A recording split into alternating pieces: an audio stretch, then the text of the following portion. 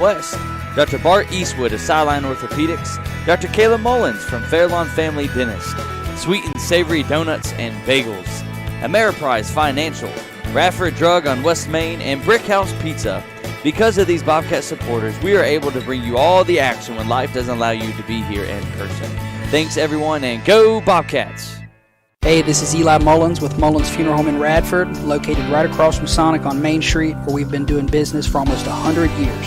We're thankful for the continued support of the people of Radford throughout all these years, and Bobcat Sports Live for allowing us to be there with the Bobcats when our schedules don't allow us to be there in person.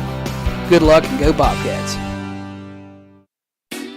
Step foot inside Brad's Barber in Radford and you'll be transported back to a time when men were men and getting a straight razor shave and a haircut was something that mattered.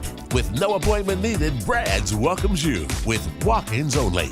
Brad's Barber would like to introduce their new stylist, Elysia Blankenship, to the team. Reach out to Brad's at 838-2109. That's 540-838-2109. Brad's Barber is a proud supporter of Radford High School athletics. Go Bobcats! For the past 86 years, Radford residents have had a pharmacy that they can rely on not just for medication needs, but even for items around the house, medical supplies, and friendly advice. Business of the Year award winners Radford Drug on West Main Street has been that cornerstone for your community. So whether it is a question about your medication, hardware you need around the house, or even a Mother's Day card, come see the folks at Radford Drug who are proud supporters of Radford High Athletics. For more information, call 540-639-3996. When it comes to financial planning, one size fits all isn't a fit at all. Talk with Ameriprise Financial Advisors Mark Tapp and Keith Weltons about the exclusive Confident Retirement Approach. It's a personalized, flexible, step-by-step approach towards financial balance, so you can feel confident about the future as well as your wants and needs of today. The Confident Retirement Approach and a one-on-one relationship with an advisor like Mark or Keith will help you live life and save for tomorrow in a way that's right for you. It's what financial balance is all about. So call Keith or Mark today at 540-639-5153. Our office is located at 202 3rd Avenue in Radford, Virginia. The Confident Retirement Approach is not a guarantee of future financial results. Investment advisory products and services are made available through Ameriprise Financial Services Incorporated, a registered investment advisor. Dynamic products backed by uncompromising service since 1978. That's 11 West in Radford, with more years of experience than anyone in the New River Valley. 11 West specializes in screen printing, embroidery, sew-on, and flat printing. Let our graphic arts department create something really special for you, and there's specialty products to choose from too. Phone 639-9319 for the most professional way to display your company, club, or team. It's 11 West on New River Road in Radford, and 11 West wishes all area teams the best.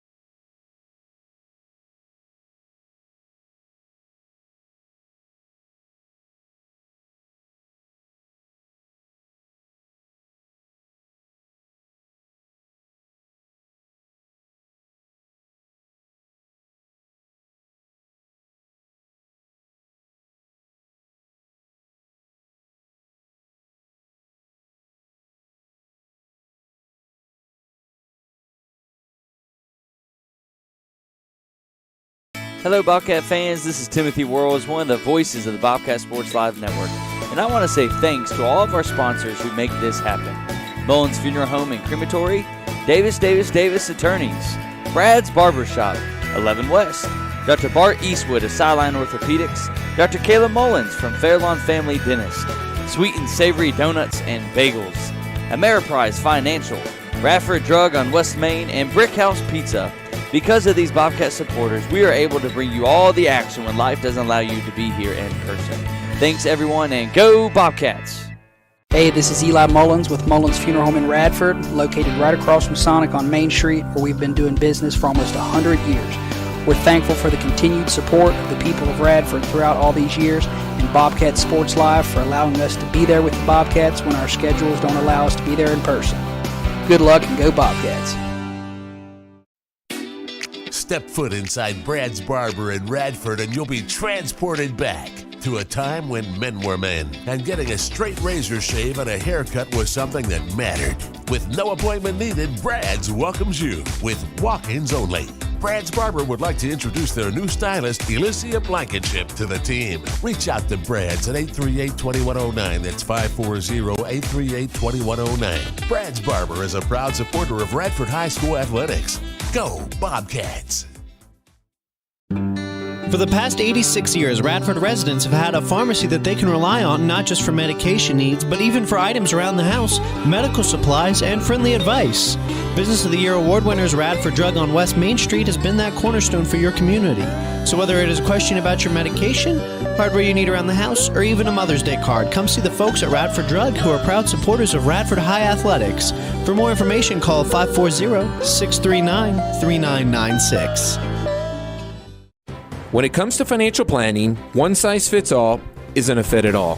Talk with Ameriprise Financial Advisors Mark Tapp and Keith Weltons about the exclusive Confident Retirement Approach. It's a personalized, flexible, step-by-step approach towards financial balance, so you can feel confident about the future, as well as your wants and needs of today. The Confident Retirement Approach and a one-on-one relationship with an advisor.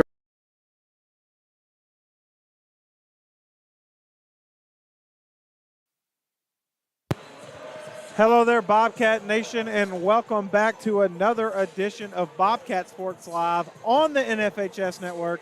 It is your host tonight, Michael Davis, alongside a true Radford legend, one of the originators of Bobcat Sports Live, your girls basketball coach, Timothy Worrells. How's it going, man? Glad to have you here as the Bobcats are about to start in the semifinals of the state championship. Well, it's the month of March, and it feels like it in here, Michael. You and I were talking about Radford brought the drum line. James River brought their band. State semifinal action. Two great teams coming together. Fourth matchup of the season. March Madness is in the air. Although I'd rather be on the sideline, it's really good to be on this sideline besides you tonight. Yeah, I understand. Came up short in the last round for your Lady Bobcats. You had a fantastic season, so shouts out to you all. But this place is spectacular. We've had some conference games in college finish up. The major Power 5 conferences are getting ready to start soon. Those brackets are already set.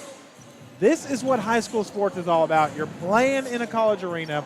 The crowd is insane in this place. You got college scouts here, college coaches here. We got a college coach at the end of the bench right now watching this game. This is exactly what you ask for. If you play high school sports in the New River Valley, you want your opportunity. And tonight, these young men out here are going to get their opportunity. Sure, yeah. It's a lot of good athletes right now. James River bringing in two guys that are planning on playing college ball at the next level, and that's Patrick Clevenger, a senior going to Roanoke College. He's playing in this gymnasium. Yep. And then number 24, Jason Easton, who's going to Lynchburg College, which is a really great school as well. So a lot of shooting and a lot of athleticism that's going to be taking place. And, you know, a week ago when these two teams met for the Regency Championship, a lot of people thought it was going to be a high-scoring game. Defense took over. And if you're James River coming into tonight, you want offense to take over. Because if you let defense be the determining factor tonight, that's a big favor for the Radford Bobcats. Well, you're absolutely right. The Radford Bobcats pride their program on defense, and they turn defense into offense. They can score a lot of points, but they would love to grind one out with you and steal a victory at the end. This James River team loves to score a lot of points. They got three guys averaging over 15 points a game. They like to get the post. You said it. Clevenger loves to be at the high post. Joseph Mitchell guarded him spectacularly last time these two teams played. They held one of their best scorers in check all night, didn't score a lot of points. The Bobcats, the last time these two faced, had one of their star players, Landon Clark, out with a knee injury, got injured in warm-ups. This game, I said it making the post earlier today, that the last time they played, I thought it was going to be in the 70s. This game tonight has the potential to be that, but I don't want to make a prediction on it because it's going to be a lot of fun. Sure, and you mentioned it before we went live, Michael. Last Friday, or 2 Fridays ago in the Regency Championship, really, not a lot of pressure was on the line as both teams got to move on to the next level, and losing Landon Clark in the warm-ups of that game kind of took the gasp out of the air for the Bobcat fans, and James River, I think, was pretty excited, and for Radford to come in and get that victory, I think James River left that night thinking the Bobcats stole one. Here we are about, around 10 days later, same floor, packed gym. It's almost full in this place right now. You know for a matter of the fact that the James River Knights want to send the Bobcats home tonight and not let it slip out of their hands this time. Yeah, you're excellent. And I agree with you. I do think that the Bobcats could argue they stole one without their second best scorer, right, on offense. The Knights did not have their best shooting night. They missed a lot of wide open shots, and they are good quality and even great shots that they were taking, just came up a little short. They've played 3 times on this year so far. The Bobcats have taken 2 of the 3. It is tough, especially in basketball. When you go to a neutral site, it's tough to beat somebody, and it's tough to beat someone 3 times in the same season. Yeah. And you know what? I'll give the Knights a lot of credit. This is essentially a home game for them. This place is packed with fans, and I will give James River credit. They are here tonight. Yeah, James River takes a lot of pride in their school, just like the Radford Bobcats do. And here early, before 6 o'clock, when you and I came in here, and James River fans already filled this place up, and you can probably hear behind us both bands haven't stopped playing back and forth yet, even over the warm-up music. It's loud in here. Maybe even with our headphones on, we got our volume up in our headphones as loud as can be, so we can just hear each other being beside each other. And it's gonna be a really good game tonight. Coach Cormany obviously been on the stage many times. And you got a young coach like Ethan Humphreys coming in as well. Back in 2011, these two teams met in the Regency Championship and then turned around and we faced each other in the state championship. Regency, James River got it. State championship, Radford got it. It's going to be interesting to see how it plays out this year in 2022. Yeah, so it's been an interesting season all the way around. Both these teams had high expectations coming into this year, and you could argue that the Radford Bobcats have maybe even exceeded their expectations. Their leading scorers are 3 sophomores. Yeah. The leading scorers for the Knights are all seniors. They have 6 seniors on this team tonight, and they are ready to play. Their 3 leading scorers, all seniors. I cannot wait to see the action they put out there. We got some great officials as well. We'll see as the game goes on if that holds up. But I know these guys are ready, and I respect what they did in this state playoff. They know this is going to be a high-scoring action, a tough contest. They got another official in the wings waiting in case someone gets injured, so shouts out to them. We love giving credit to officials on Bobcat Sports Live. But I don't know about you, but I cannot wait for this contest to get rolling tonight. I can't wait either. Been looking forward to it all day. And, again, I'm watching James River. It's going to be a story if you're just tuning in, just taking a peek at maybe you're at the other part of the state you're peeking in right now. James River's coming in with a lot of scores. Everyone can shoot on this team. That's what they've been known for this year. On the other side, like you said, Michael, Radford's young. We thought it was going to be a rebuilding year. And, heck, here we are in the state Final Four. Bobcats finding their way back. And should be noted, the Three Rivers District representing strong here in the state tournament. It absolutely does. And, I kind of want to break this down a little bit before the game action really gets going. You've played, if you're Coach Cormany tonight, you've played this team 3 times total. This will be the 4th action. What are you going into? In fact, every single time that they've played, the games look completely different. It's been a scoring battle. It's been a defensive battle.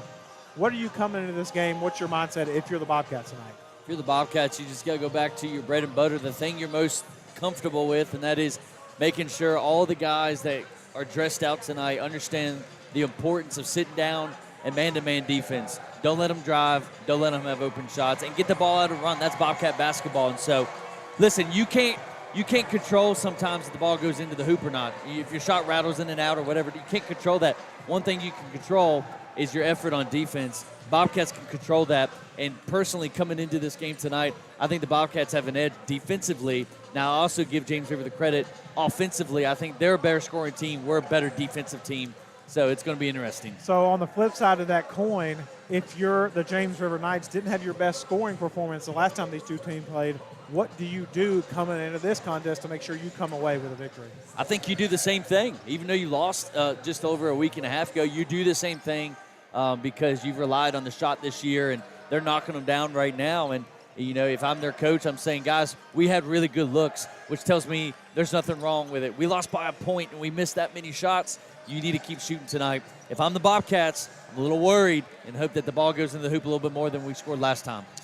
Well, again, we are just moments away from your state semifinal contest between the Radford Bobcats and the James River Knights. Stay tuned on the NFHS Network and the Bobcat Sports Live Network. This is Michael Davis alongside the great Timothy Worrells. We will be right back after the greatest song ever played behind Rocky Top, the national anthem, for your starting lineups.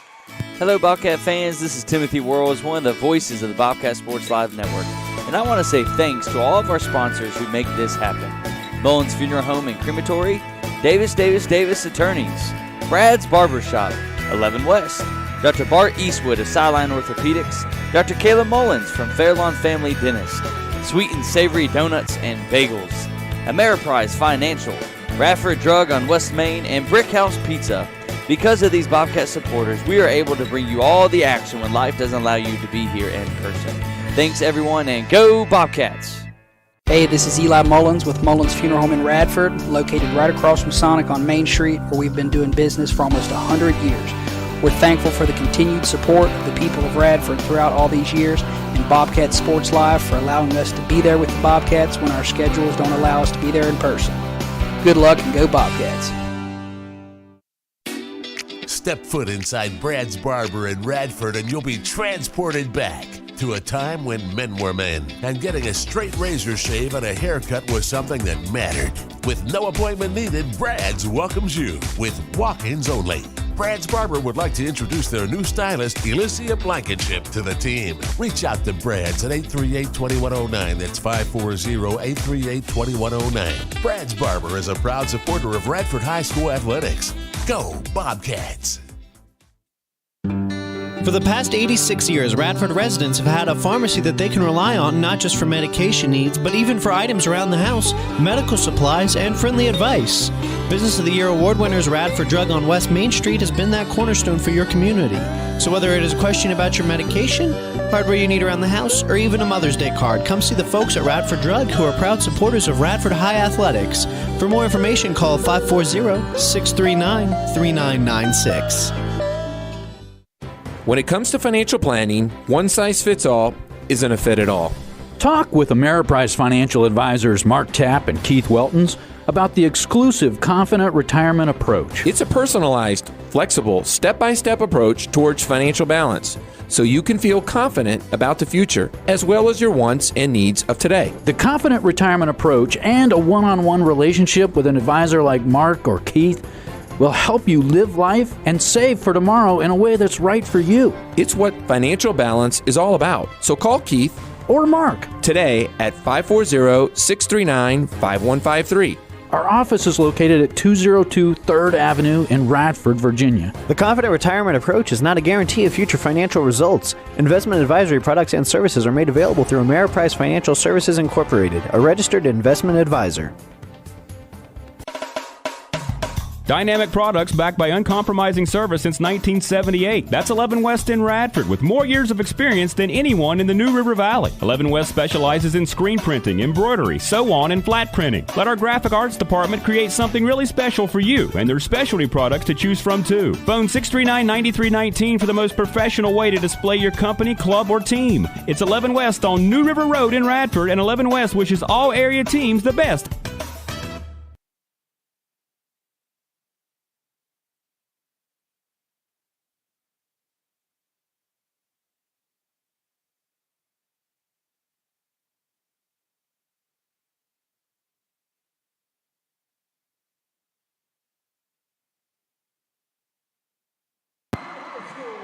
And welcome back, ladies and gentlemen, to Bobcat Sports Live and also the FHS Network for tonight's semifinal action between the Radford Bobcats and the James River Knights. Starting lineups are being announced right now. Let me go ahead and run down the starters for the James River Knights. Number 10, Corey Easton, he's a senior. Number 11, Ryan Steger, a junior. Number 12, Heath Andrews, a junior.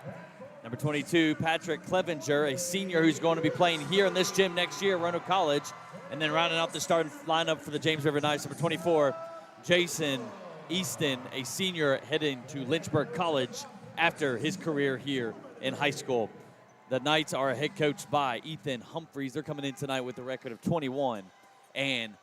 Your Bobcats are coming in tonight with a record of 19-4, coached by Rick Cormany, who's been to the stage many times before. But yeah, this one may be a little bit more pressure tonight, Michael. Yeah, you can't beat this atmosphere. I actually just got a text message from somebody that said this atmosphere is going to come down to whoever wins. The Siegel Center won't be anything like tonight. No matter what, this is the atmosphere you want. This is March atmosphere. This feels like a college basketball game tonight against two arch rivals. Absolutely. Your starters for the Bobcats tonight, number 24, Nathan Wesley, number 32, Joseph Mitchell, number 20, Elijah Kelly, number 2, Lana Clark, and rounding off is number 14, Gavin Cormany. Tip-off is up, and the Knights are going to take the first possession. They're coming out quickly as Jason Easton thought about a shot here quickly but decided to give up to his teammate. Yeah, if I'm Jason Easton there, I'd just take that shot in transition, essentially wide open. No one picked him up. He's got to take that shot if he wants the Knights to advance tonight. Bobcats and man-to-man. Knights get into the lane. High arc shot is up and no good. Long rebound is brought down by number 14, Gavin Cormany. He's going to push it now. That's what the Bobcats do, and transition. Bring it back out, looking for a secondary break. That's a great, strong rebound by Gavin Cormany. Not known for his defensive prowess there, but that's what he has to bring. The guards have to rebound. Everyone has to rebound for the Radford Bobcats tonight. Landon Clark's shot is up, and it's good. The Bobcats didn't have Landon the third time a week ago. And right now he's starting off hot. Bobcats 3-0 here early. The best thing for the Bobcats is to have Landon Clark score 15 points as Nathan Wesley gets a steal. Here comes Elijah Kelly, slams it home, and the Bobcats are rolling up 5-0 early. We haven't seen Elijah do that all season. No, every game he's been able to have a slam. A fantastic start for the Bobcats right here. Right now, James River with a turnover and a missed shot. They're going to continue with the ball handoffs to get this pressure off. They get into the lane, double team now, picks up his dribble, back up top now to number 11, Ryan Steger. His shot is up, and it's going to be an air ball. A perfect pictured start for the Bobcats. Not what James River wants as number 10, Corey Easton, looking to his teammates, telling him to calm down. Yeah, 3 possessions here for the Knights, and they look a little off kilter. The Bobcats defense is really putting it in the face of the James River Knights tonight, and they look flustered. I know it's really early, only a minute and a half ticked off, but the Bobcats defensively look pretty good. But here come the Knights to get a steal. A turnover by the Bobcats goes right. The Knights right back to the Bobcats. Landon Clark comes down from the steal. We're 6 minutes, 20 seconds remaining. Nathan Wesley's shot is up and no good. Joseph Mitchell got a tip on it. Knights bring it up now. Number 24, Jason Easton's going to keep it himself. Goes into the lane. Floater's up, no good. Going for the rebound. Nathan Wesley comes out with it. Gives it up to Gavin Cormany. He's bringing it down. Pop it over to Elijah Kelly, who can shoot the 3 as well. That one's going to rattle in and out. The Knights come up with the rebound now, looking to get onto the scoreboard for the first time. If Elijah Kelly could knock down the 3 ball, he would be the best player on the floor right now. He can attack the rim. He can hit the mid-range. He doesn't consistently knock down that 3. If he could, he would look like Kevin Durant out here tonight. Knights get it in. They pump fake, go to the right. Pull-up shot is up, and it's going to be no good. Joseph Mitchell goes up for the 2-handed rebound. He gets it. Gavin Cormany pushes it now to Elijah Kelly. He's going to drive himself into the lane, gets bumped. It's going to be a blocking foul, and it looks like it's going to be on the floor. Bobcat fans would have liked 2 shots there. The Knights certainly not happy either by the foul being called. Yeah, but it's got to be a foul, and I actually kind of agree with it being on the floor. He was bumped. Probably at the next level, definitely in the NBA, a continuation, of course. You might get that one, but Elijah Kelly, tallest player on the floor, taking that contact. Way to worth the effort, though.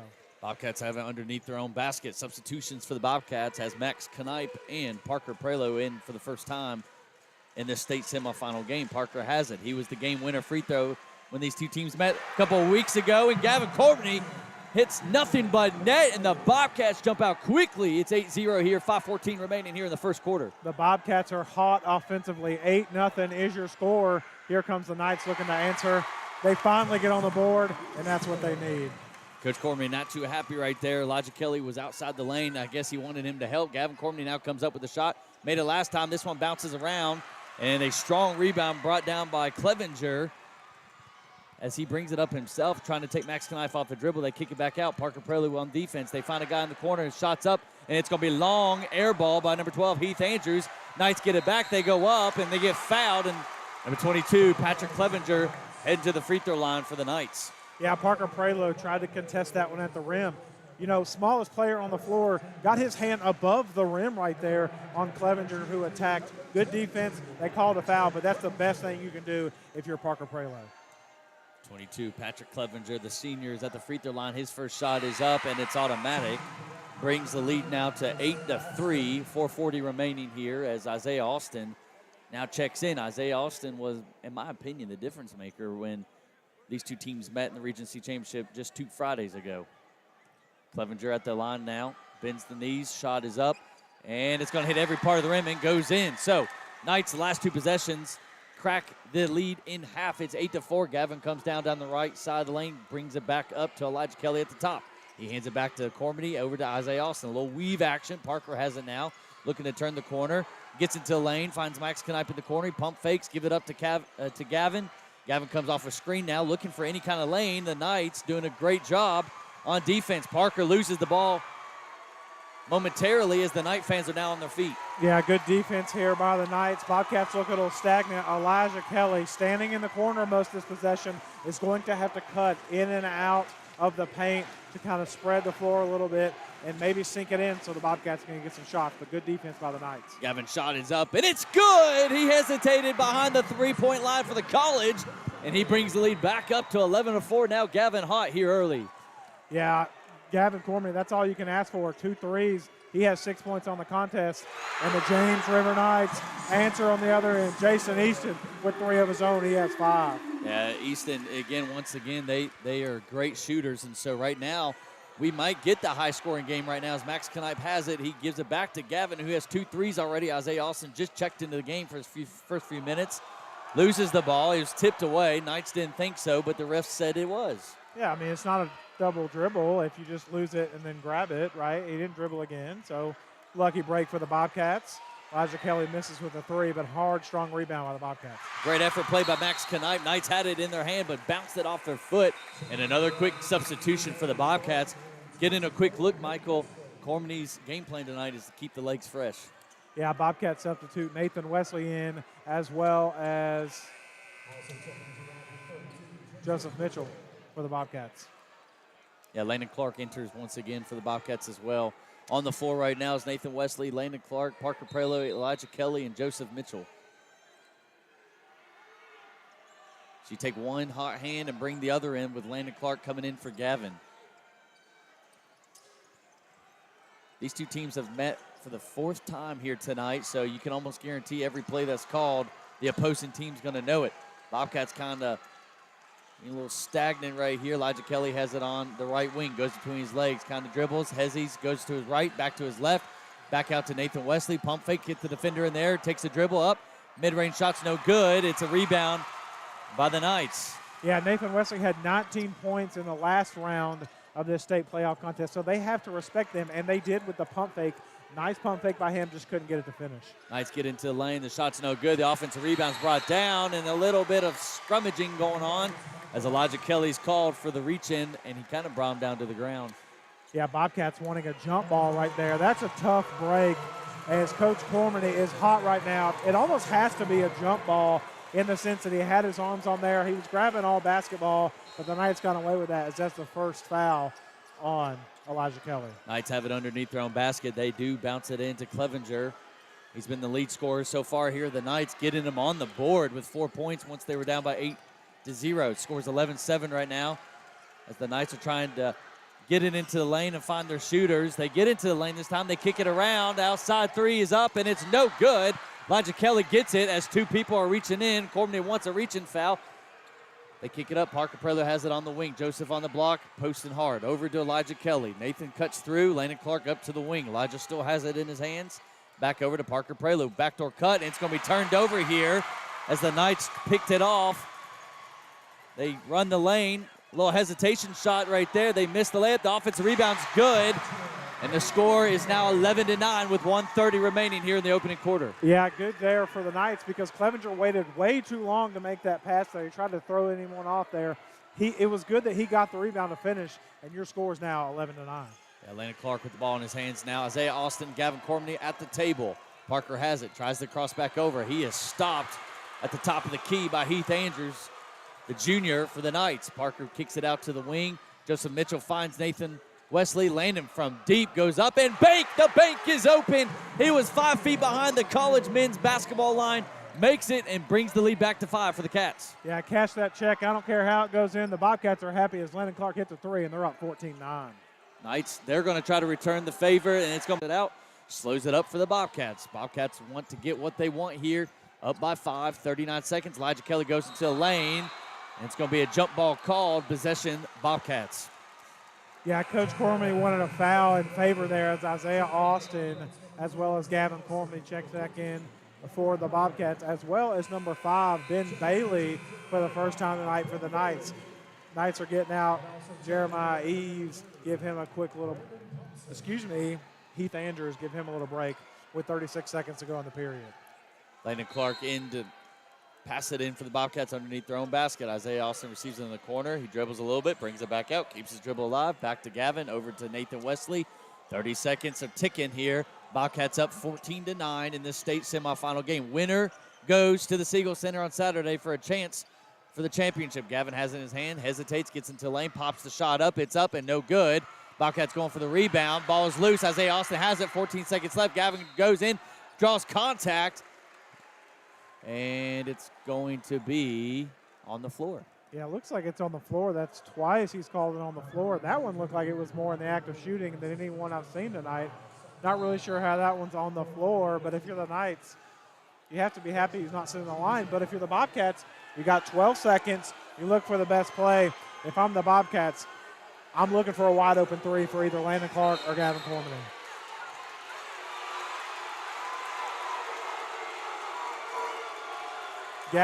Coach Cormany furious that they called that on the floor. We spoke a little bit off air how this game would go. Depending on how the officials, whether he gets teed up tonight, he's hot, and he might catch one tonight. Yeah, 10 seconds remaining. Isaiah Austin has it in the corner.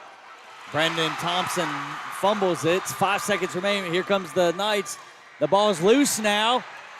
Nathan Wesley with the rebound. That's going to be the end of the first quarter. What a action-packed, intense fight so far. Bobcats lead 14-9 after a quick spark to 8-0. Yeah, we'll be right back with a quick commercial break from Mullins Funeral Home. This game's intense. Michael Davis with Timothy Whirls. Hey, this is Eli Mullins with Mullins Funeral Home in Radford, located right across from Sonic on Main Street, where we've been doing business for almost 100 years. We're thankful for the continued support of the people of Radford throughout all these years, and Bobcat Sports Live for allowing us to be there with the Bobcats when our schedules don't allow us to be there in person. Good luck and go Bobcats.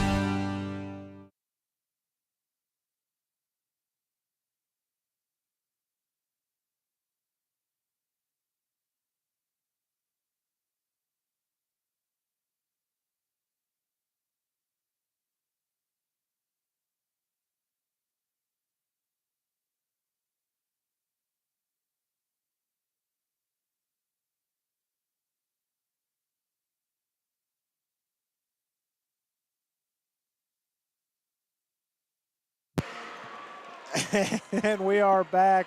Michael Davis alongside Timothy Whirls at the start of your second period.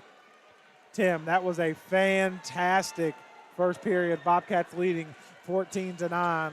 This has all the writings of a state playoff game. Absolutely. Kudos to James River right there. They went down 8-0 really quickly, and we noticed, their senior leader, number 10, Corey Easton, just kind of looking at his team and saying, calm down. And it's exactly what they did. They brought it back down to 2 pretty quickly, but here as we begin the second quarter with the Knights ball, they almost turned it over. They're trailing by 5 as they get into the lane. They get into the post, and that's just a great manly move by the guy going to Roanoke College next year, Clevenger. brings the lead back down to 3. Yeah, the Knights score well when they go inside out with Clevenger. They love getting the ball to him at the high post, and they love getting it to him on the block. When they can create space by getting him touches inside the paint, it allows Easton to shoot the ball well from 3, as well as Corey Easton. Both Easton brothers can shoot the ball well from 3. So kudos to them for getting him touches in the paint. Nathan Wesley, who had a big-time game the other day, he's going to be called for the offensive foul. Nathan just went into the same contact that was down there, happened down here. And now the Knights have a chance to tie this game up if they knock a 3 down. Yeah, if you're the Knights, you're happy with that. But here's the frustrating part. No one fell over. No one lost their spot. No advantage was gained. I understand if someone lowers their shoulders and gain an advantage on offense. I understand if someone gains an advantage on defense. You saw Parker Prelo get stopped like a wall here at the top of the key, nothing. And Nathan Wesley maybe bumps him a little bit. And a foul's called. Yeah, this is state playoff time, but Nathan Wesley gets it back as he takes the cookies for number 11, Ryan Steger. Now Nathan loses it. Dribbling too much. Cormany not too happy right there. Former point guard for the Bobcats. Ran point guard freshman and sophomore year for them. His role has changed on this team. The James River Knights know he likes to draw contact, just like he did on the previous play. They pull the chair out from him and turns over. Knights now have another possession. Yeah, the Knights definitely have an opportunity here with a 3. They'll tie it for the first time tonight. Again, if you're just tuning in, thanks for listening to Bobcat Sports Live as the shot is up and no good as the offensive rebound just lands in the hands of number 12, Heath Andrews. And the lead's brought down to 1. It's the closest it's been all game because the Bobcats jumped out 8-0 from the beginning. Yeah, Elijah Kelly tried to rip that board down. He put one hand on it, and it tipped it back to him. That's why you got to get 2 hands on those rebounds and secure those. Yeah, Gavin, who's hit 2 threes in the first quarter, airballs that one. Knights have a chance for the first lead of the game. They hesitate. They get into the lane. They move the ball around the perimeter, into the lane again, pump fake. They find the open man. The shot is up, and it's good. Number 11, Ryan Steger, he hits it. And it is now 16-14. The Knights find themselves on top for the first time this evening. Yeah, the Knights got a Steger 3 right there. But Corey Easton came down in transition and passed up a wide open 3-pointer. He's going to have to take those in transition because the Knights like to thrive in that space. Yeah, the Knights again in transition, up and no good. Elijah Kelly grabs that one with 2 hands this time, made sure they didn't lose it. 5:45 left in this first half. Elijah Kelly reverses the ball over to Wesley, over to Clark now. He hesitates, gets the defender in the air, gets into the lane, shot is up, hand in face, and then it's another bank shot as he falls backwards, and the game's tied back at 16. Landon Clark with 8 points on the contest and 2 bank shots to cash. So, hey, I don't think the Bobcats really care how they go in as long as they do. And again, state semifinal if you're tuning in. Winner goes home. Winner goes to the Siegel Center. Loser goes home as the shot is no good. Landon Clark with it. Finds Nathan Wesley, who's ahead of the pack. Goes up to the lane. His layup is good. Nathan, who had 19 points on Friday, gives the Bobcats the lead again. Yeah, he finally cracked the scorers table tonight with 2 points. So 18-16 with 5 minutes to go in the first half. And Clark clapping his hands as he meets Easton at the half-court line. James River kind of looking confused, and it's going to be a move-in screen against the Knights. The Bobcats with the ball back in their hand as Isaiah Austin, Max Knipe, and Parker Prelo now enter the game again for the Cats. Yeah, that foul was called on Clevenger, and it's interesting the way they're calling this game. The last time these two faced, they let them body each other up. They let them play physical, and it showed on the scoreboard. 40-41 was the final. It felt like a bruise fest. It felt like a chess match. Tonight, they're calling it a little bit tighter. They're letting them bounce around. Kind of seems like a college atmosphere. If you Absolutely. March Madness is now in the air. Gavin Cormany. Now Bobcats going back into this weave formation along with the screen. Isaiah Austin gets into the lane. He goes up. He looked like he got hit across the hand, but he makes it anyways, and the Bobcats lead goes right back to 4. The Knights got their first lead of the night by 2, and then the Bobcats immediately take it away. Bobcats have 5 players now in the scoring column. Great play there by Austin. One of the fastest players on the floor besides Parker Prelo, and he has a little bit of size to back it up. Shot is up and no good. Max Knipe with the great defense on Clevenger.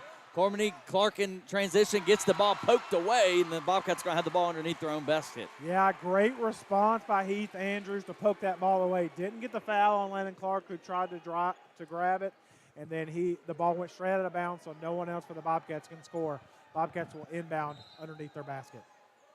Clark comes off a double screen here over to Isaiah Austin at the perimeter. Parker Prelo at the top of the key. Gavin comes now. receives it, squares up, gets into the lane, goes to his right, shot is up, defenders handed in the air. That's 2 straight air balls now by Cormany. Isaiah Austin tried to save it, but his foot hits the line. It's going to be Knights' ball. Yeah, that's a couple shots in a row for Gavin Cormany. He's come up a little bit short. He made his first couple, but it's been, the Knights have made him work for every points after that first couple of baskets. 4 minutes remaining here in the first half. If you're just tuning in, welcome. Bobcat Sports Live and FHS Network. We are down to the Final Four here in the State of Virginia Class 2. These two teams meeting for the 4th time. Ball is loose now. Knights scrimmage it back up to the top of the key. Jason Easton has it. He gets poked loose. Gavin Cormany dives on the ground. Max Knipe with it. He's going to the races. He goes up for the layup, and it's good. The Bobcats extend right back to 6. Max Knipe coming in and playing great minutes so far for Coach Cormany. That is the Bobcat difference right there. It doesn't matter who you are on the depth chart when you're coming off the bench. Max Knipe coming in, making the hustle plays for the Bobcats, and puts them up 4. Shot up is contested, a high bounce. What a soft touch right there. A much-needed basket for James River. Whenever James Rivers needs a basket, they've been able to get it. Easton now with 7 points on the contest. Bobcats up 22-18, 3 minutes ago in the half. Yeah, things are getting a little chippy, Michael. If you could take a look at the players off ball, bumping and shoving, it's going to be interesting, especially when it gets to the second half. Just under 3 minutes, scores 22-18. Well, Clevenger for the Knights loves to put his body on people and loves to take contact, likes that physical style. He looks gassed right now. The Knights look tired. The same 4 guys having to play most of the minutes, and they look tired. No foul called on Parker Prelo, who attacked the rim. He got slung to the floor, and here come the Knights looking to answer down 4. They do. Parker Prelo is a really strong player, and for him to be bumped out that way is unbelievable. But nonetheless, the game is ironically close again, 22-20. 2:15 remains in this first half. It is just interesting what they will call and what they won't call there. I'll give Parker credit. He does play football, comes from a football background. His father, Super Bowl winning champion, but he took a shot right there. James River causes another turnover. They're picking up on the weave action. 2 minutes now, 22-20 is the score. Bobcats over the Knights. Yeah, I don't blame him right there. You take risks when you have them, and the Bobcats are setting themselves up right now. They're jumping the lanes, they're taking the cuts. They are being more physical right now on the defensive end than the Bobcats on some possessions. Backdoor cut somehow gets completed, and number 10, Corey Easton, the senior, gets it in right now, and the score is now knotted back at 22 apiece.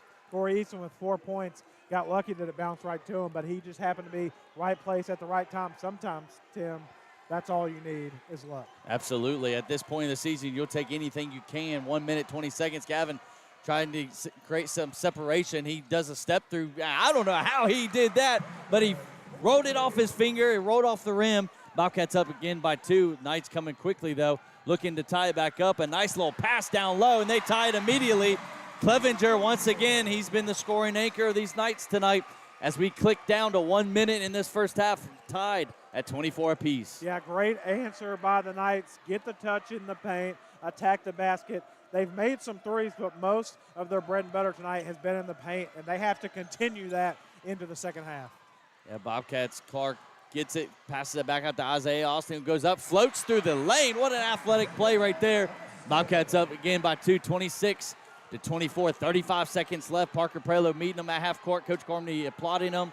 Are they going to wait for one shot? Yeah, James River Knights looking for the last shot here in the half. Their coach yelled it out. If I'm the Bobcats, as the Knights almost got. Parker Prelo got hit in the face. No call, and they give up a 3. That's a terrible, terrible officiating right here. Parker Prelo got hit in the face, goes to the floor, and then they tee up Coach Cormany. These officials have decided to take the game in their hands. Parker Prelo is going to the bench. It will be a 5-point swing. The James River Knights get the 3, and then they will have the 2-point technical foul shots coming up. And I could be wrong here. I don't think they get the ball, but because they just made a bucket. Yeah, that's unbelievable right there. Parker Prelo has taken some shots here tonight, and the officials just quickly give him the technical. I mean, it's hard to believe in this stage of the tournament as Number 24, Jason Easton, misses the shot at the free throw line. These are big free throws right now if you're a Knights. Shot is up, and he's going to nail that one. Goes 1 for 2 now. Knights have the lead, 28-26. It's going to be Knights ball. By the way, Corey Easton made the three-pointer, so now the Knights get the ball. I was mistaken. I thought because they scored, but since it's a dead ball penalty essentially in football, they get the ball back. So it could be a massive 7 to 9 point swing for the James River Knights. Absolutely, yeah. That's a big momentum call right there, or lack of. And 28-26, Knights have the ball back in their hand for the last few seconds. 8 seconds on the clock, 7, 6. Knights dribble to the right, trying to find what they want. And Easton, picks up his dribble. Once it gets up, he throws it up, and it's going to be no good. And so the Knights, after a technical foul called against Coach Corbin as he applauses the ref as they go off, scored 28-26. Michael, March Madness is in the air. It's going to be a good second half. You know what? This is what you see when you get into conference tournament play in college. This is what you see when you get into March Madness. We're getting that feel right now. We said it a couple of times. Coach Cormany furious, and the Bobcat fans are letting them have it right now. Rightfully so. Yeah. Rightfully so. And we'll be right back again. Michael Davis alongside Timothy Worrells on the NFHS network, but on the Bobcat Sports Live network. We'll be right back after this quick commercial break and have your halftime report.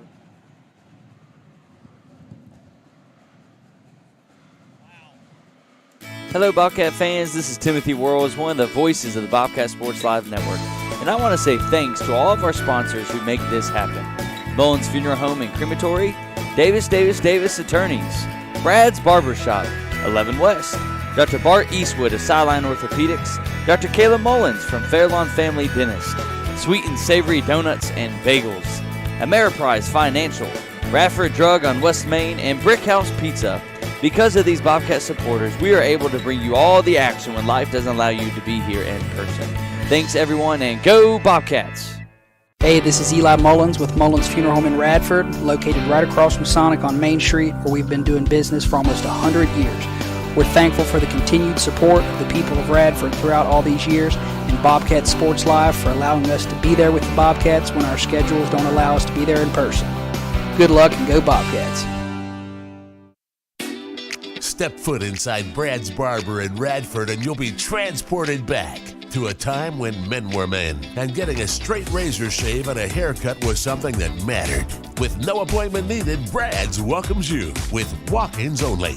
Brad's Barber would like to introduce their new stylist, Elysia Blankenship, to the team. Reach out to Brad's at 838-2109. That's 540-838-2109. Brad's Barber is a proud supporter of Radford High School athletics. Go Bobcats! For the past 86 years, Radford residents have had a pharmacy that they can rely on not just for medication needs, but even for items around the house, medical supplies, and friendly advice. Business of the Year award winners Radford Drug on West Main Street has been that cornerstone for your community. So whether it is a question about your medication, hardware you need around the house, or even a Mother's Day card, come see the folks at Radford Drug, who are proud supporters of Radford High Athletics.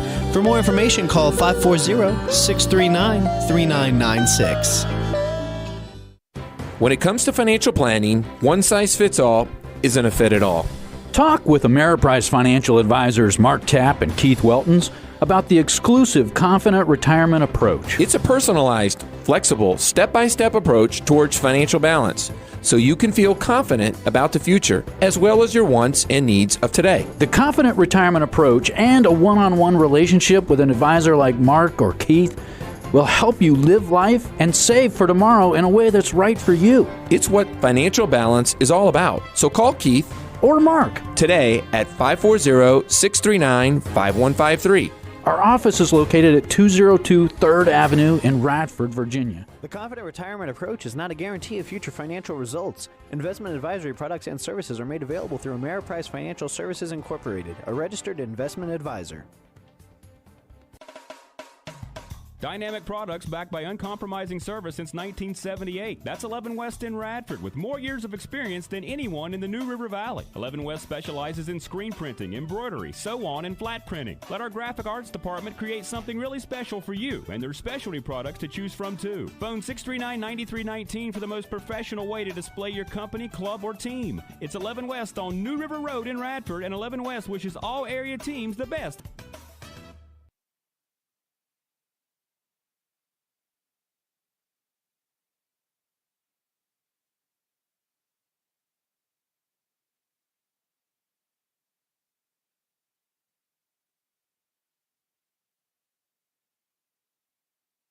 Hello, Bobcat fans. This is Timothy Worrells, one of the voices of the Bobcat Sports Live Network. And I want to say thanks to all of our sponsors who make this happen. Mullins Funeral Home and Crematory, Davis Attorneys, Brad's Barbershop, 11 West, Dr. Bart Eastwood of Sideline Orthopedics, Dr. Kayla Mullins from Fairlawn Family Dentist, Sweet and Savory Donuts and Bagels, Ameriprise Financial, Radford Drug on West Main, and Brickhouse Pizza. Because of these Bobcat supporters, we are able to bring you all the action when life doesn't allow you to be here in person. Thanks, everyone, and go Bobcats! Hey, this is Eli Mullins with Mullins Funeral Home in Radford, located right across from Sonic on Main Street, where we've been doing business for almost 100 years. We're thankful for the continued support of the people of Radford throughout all these years, and Bobcat Sports Live for allowing us to be there with the Bobcats when our schedules don't allow us to be there in person. Good luck and go Bobcats. Step foot inside Brad's Barber in Radford and you'll be transported back to a time when men were men and getting a straight razor shave and a haircut was something that mattered. With no appointment needed, Brad's welcomes you with walk-ins only. Brad's Barber would like to introduce their new stylist, Alicia Blankenship, to the team. Reach out to Brad's at 838-2109. That's 540-838-2109. Brad's Barber is a proud supporter of Radford High School athletics. Go Bobcats! For the past 86 years, Radford residents have had a pharmacy that they can rely on not just for medication needs, but even for items around the house, medical supplies, and friendly advice. Business of the Year award winners Radford Drug on West Main Street has been that cornerstone for your community. So whether it is a question about your medication, hardware you need around the house, or even a Mother's Day card, come see the folks at Radford Drug who are proud supporters of Radford High Athletics. For more information, call 540-639-3996. When it comes to financial planning,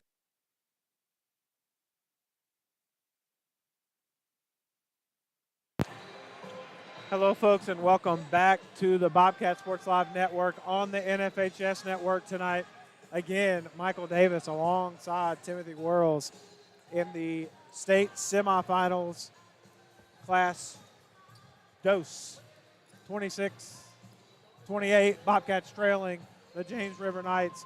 We'll get into how exciting that first half is, or was, but we're going to go over your halftime stats here.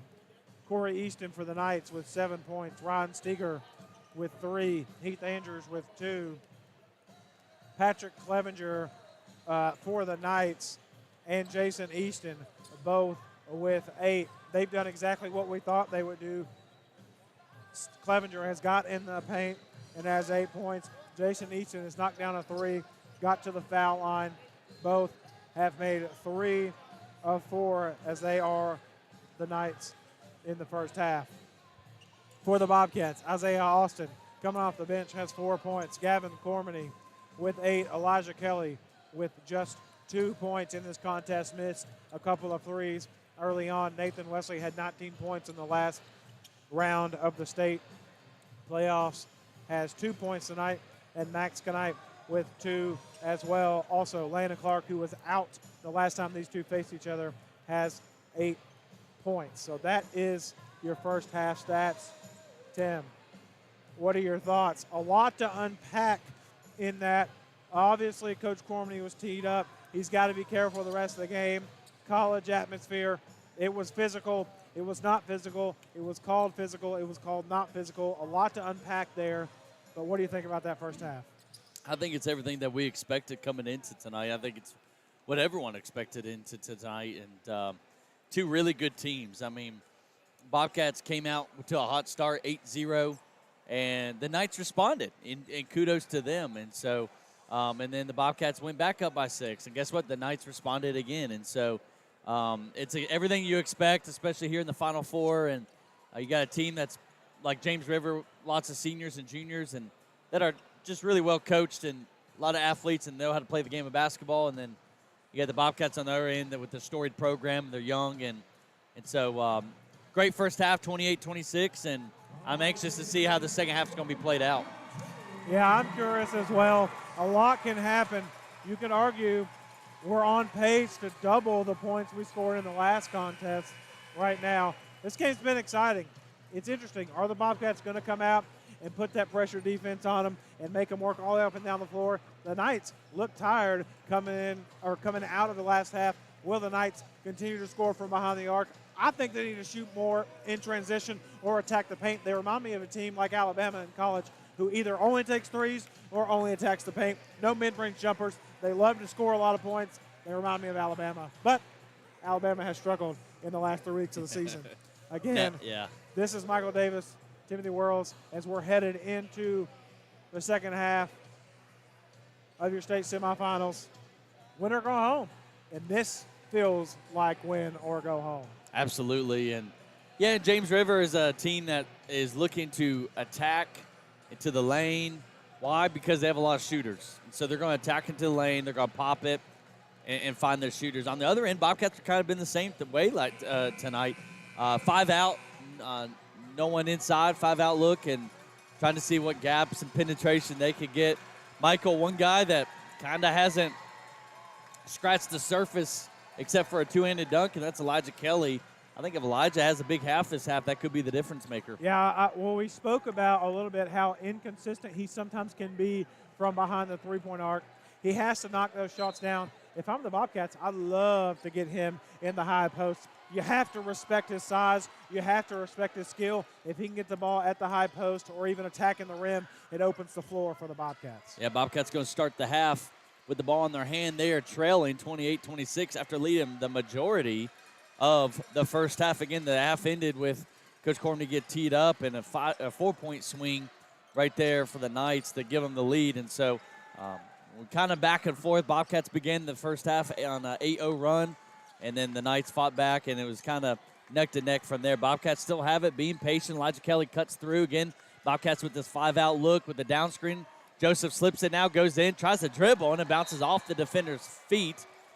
And as a coach, you're telling your guy, don't put the ball down right there. Just go up with it. Yeah, just go up with it. He had it open, but what I noticed, the Knights crashed in on Joseph Mitchell. It left Elijah Kelly wide open in the three. The Bobcats either need to give it to him because I don't think the Knights respect his shot. Elijah Kelly, right on cue, receives the ball from the inbounder right there. Joseph Mitchell now picks up his dribble, gives it to Elijah Kelly, who pump fakes, almost got the defender air. Elijah Kelly goes into the corner over to Joseph Mitchell. Joseph's hit a few threes out there. He didn't even look for it, but he's been able to knock those things down for a couple times this year. He has, and I think if the Knights sag off on him a little more, he was a little bit too far out to shoot that one behind the college three. I think if he leaks out a little bit as Elijah Kelly attacks the mismatch, he was guarded by Corey Easton off the switch. Great defense by Corey Easton, not known for his defense, sent Elijah Kelly's shot out of play. If you're Elijah Kelly, why do you keep the ball that low? Absolutely. You're the tallest guy out. Keep it high and go for the dunk. I mean, you take one step, you go from the three-point line into the lane. He kept it low right there and allowed a guy that's half his size to poke it out. You can't do that. That's number one rule as a post player. Bobcats have it. Landon Clark on the wing, back up to Nathan Wesley. Kind of been the story of this half. Bobcats really wearing down the clock here. Joseph has it again over to Clark, who triple threats, ball down low, pivots, brings it back out to the half-court logo. And again, kind of isolation. Bobcats must have been told at halftime, be patient, let's make this team play defense. Well, you spoke about the one thing the Bobcats were doing. They're getting a little aggressive on the offensive end, so the Knights were able to gamble and steal a couple balls late in that half. The Bobcats are looking for the best shot, and they took a pretty good one with Gavin Cormany taking a three, rebounded strong by Mitchell as he goes up for a shot, and they call a jump ball in the air. James River Knights are happy. The Bobcats fans are furious. Kind of the story of the first half. Absolutely, and Coach Cormany's got to remain seated this whole half, and it's going to be interesting if he's going to be able to do that. And so after 2 minutes being ran off the clock by the Bobcat offense, they come out empty-handed. And the Knights have it now, and they can extend the lead as the three goes up, and that's exactly what they do. Number 10, Corey Easton, the senior, pops the three, and it's going to be the Knights' biggest lead of the night. They're up by 5. Yeah, Corey Easton now with 10 points on the contest. Here's the interesting thing they don't call on the James River Knights. As the Bobcats, Landon Clark puts up a 3. Not a lot of moving screens called. They've tried to clean this up in the college game. One thing these officials are doing is allowing the Knights to hand the ball off, and the guy who's handing the ball off travel with the defender. That is a moving screen. A coach on Twitter got upset, and he called everyone out how they need to clean the game up, and this would do that here tonight. Yeah, Landon Clark took a deep 3 right there, and Bobcats can't get desperate at this point. You know, this is exactly the feel of the game just 2 Fridays ago, Michael. One team takes the lead, the Bobcats take the lead. The Knights went up as much as 5 or 6 in that game. The Bobcats came back, and so Bobcats just got to be patient and continue getting defensive stops here as we are now down to 5:10 remaining here in the third quarter. Now the Knights are going to take their time now with the lead up to 5, 31-26, your Bobcats trailing. Yeah, well, this is a chess match. Both teams wanted to get hot as the Knights take a long 3. Not needed there. The Knights started off slow, and the Bobcats got up. They answered back. Now the Bobcats down low as a foul is called on the attack. Knights thought they got all ball. Bobcats are going to the free throw line. Again, Elijah Kelly driving, but keeping the ball below his waist. Keep that thing by your chest with your elbows out and go in strong and make them stop you. And Elijah Kelly at the free throw line right now, and I think that's what Cormany told me at halftime. We got to get Elijah going to be a difference maker as his first free throw's up, and it's going to rattle in and out. No good. James River Knights, that foul was called on Patrick Clevenger. He has 2 fouls in this contest, going to stay in the game as we're past the halfway point, and the senior has to be smart. They cannot have him get in foul trouble. Second free throw for Elijah Kelly is up, and it is good. Brings the Knights lead back down to 4, score 31-27. 4:45 remaining here in the third quarter in a packed gym here on the campus at Roanoke College.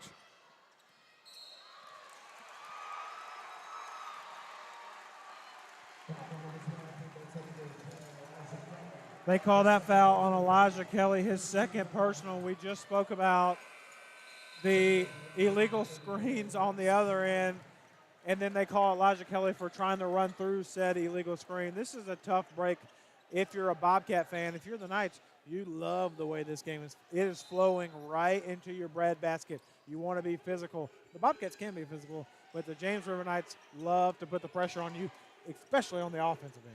Absolutely. Again, the Knights, they've handled the pressure the Bobcats immediately came out with in the first half, and since then they've kind of taken control since the end of the second quarter here in the third. As they get into the lane, shot is up. Kind of an awkward shot right there by Heath Andrews. Ball's going to go out of bounds, and possession to the Bobcats now. 4:18 remaining here in the third quarter. If you're just joining us, Bobcat Sports Live, NFHS Network. We are in the state Final Four here at Roanoke College. Radford Bobcats, James River Knights meeting up for the 4th time this season. Both teams from the Three Rivers District. Winner goes on to the Siegel Center on Saturday. Loser goes home into the season. So a lot on the line. March Madness, as we've talked about, it feels very good in here. James River with their band, Radford with their band. It's been loud. It's been crazy. It's hard to believe it's a Monday night. Yeah, it's a Monday night. It feels like a Saturday afternoon as Landon Clark, again, Bobcats. We started off in the first half. Both teams scoring a lot of points. It's been slowed down here as the defenses are starting to take over. Maybe some guys are getting a little tired. At the state playoff run, you've played a lot of games this season as Gavin Cormany. Short, the 3-ball, rebounded by Knight, but here come the Knights. Yeah, Gavin came out hot, and ever since then he's been cold, and the Knights take advantage of that air ball. It's leads back up to 6 now, 33-27, the largest for the Knights. The largest leads on the night tonight has been the Bobcats when they were up 8-0. Now the Knights with their largest lead single-handedly by 6, 33-27. Parker in the corner, goes baseline, passes over to Elijah Kelly, and they're going to call a charge against Elijah Kelly. And this game's getting pretty interesting. Yeah, that's a third foul on Elijah Kelly. You can't have the star player foul out for the Bobcats. That is in the college game, they have a rule for that. It's called flopping, and if it happens twice, it's a technical. Yeah. It's interesting to see the way this game is being called here in the second half. But if you are the Bobcats, You got to find a way. They are stagnant on offense. You got to right find now. a way. You can't let that. It's Final Four. You got to find a way to control what you can control here. And right now, the Bobcats got to find a way. Yeah, that's the third foul here as they call a foul on number 34, Max Knight for the Bobcats. That's his first. That's the third foul here. They called 4 fouls in the whole first half. Yeah. And now they've called 4 here in the third period. So interesting the way this contest is rolling out here in the second half. James River underneath their own basket throws it all the way to half court right in front of our radio booth here. Clevenger has it at the top of the key. He's had a great night right now for the Knights. When the Knights couldn't score at the beginning, it was Clevenger that got him going. As now Gavin Cormany with the block shot on number 24, Jason Easton. He's a senior heading to Lynchburg College. A big-time block right there, but the Knights going to have the ball once again on the baseline. Brandon Thompson coming in for the Cats. Yeah, Brandon Thompson maybe can give the Bobcats a rebounding jump start here as they're getting out rebounding right now, and he's a defensive physical expert here as the Knights look to attack. Number 24, Jason Easton, comes up short, and guarding him, Brandon Thompson coming off the bench. Right on cue, like you said, Michael, Brandon Thompson with the steal, and here you go. Bobcats in transition, but now they're being stagnant, as you said. Gavin has it, gives it to the corner to Isaiah Austin. Barely got there, though. Now Isaiah's stuck in the corner. He goes up with the shot, and it's up, and it's good. There was a body collision, no foul.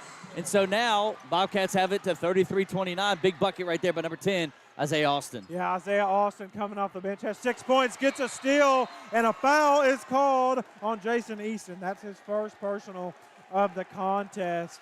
So an interesting Isaiah Austin coming off, has 6 points tonight, scores the bucket on the offensive end, comes up on the defensive end. Bobcats down 4, 2 minutes to go in the third. Absolutely. Both teams just dripping sweat right here. They are a lot of effort and fight going. The court is longer than usual. But both of these teams have played on this court many times in the last few weeks. But both teams with tons of energy as bodies are going flying. Isaiah Austin finds Nathan Wesley, gets the defender up there. He gets fouled, and he's into the free throw line. A perfect pump fake right there, and a good look by number 10, Isaiah Austin. Isaiah Austin coming off the bench, adding a spark of energy for the Cats. Yeah, Nathan Wesley will go to the line, so 3 fouls apiece here. That's a good quality attack there. Nathan Wesley, the senior, there's only 3 seniors on this team, plays a lot of minutes. His roles have changed. That is a smart play, realizing you're getting the ball on the block. You got your defender reeling. Hard pump fake by him, gets the defender off the floor, and takes it right to his chest. Does not play around. We want to draw this contact, Nathan Wesley does, and he wants to try to finish. Does not, but he will go to the line for 2. Yeah, Nathan at the free throw line, one of the few seniors that are on this team, trying to cut into this 4.9 lead. His shot's up, and it's nothing but net. Calm, cool, and collected. It's number 24, Nathan Wesley. Score gets brought down 33-30. 1 minute, 50 seconds remaining here in the third quarter. Nathan approaches the free throw line once again, receives the ball from the official, takes some commands from Coach Cormany. Defensive assignments, I'm assuming. Takes a few dribbles here. Shot is up, and it's good. Number 24, Nathan Wesley, knocks down 2 free throws. Bobcats going full court man right now. They're sensing a little bit of fatigue by James River, and not many substitutions made by the Knights.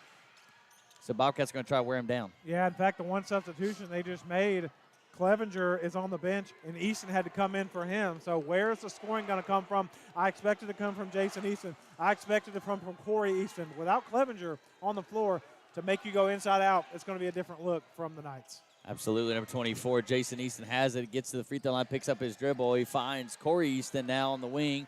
He thought about a shot. Now they're in a weave formation. Now Jason Easton's shot is up and no good. Deep shot by number 5. Ben Bailey entered the game, gets a big rebound, loses it, and the ball is in the Bobcats' hands. Bobcats have an opportunity to tie it or to take a lead here with just over a minute left here in the third quarter. Yeah, Bobcats got lucky there. Nathan Wesley not boxing out, so it allows the smaller Ben Bailey to just get the rebound. And he just kind of fell over, lost his footing, dribbled out of bounds. So Bobcats, with a minute to go in the period, down 2, have a chance. Isaiah Austin in the corner, tries to get out. He gets double teamed. He gets grabbed and brought down to the floor.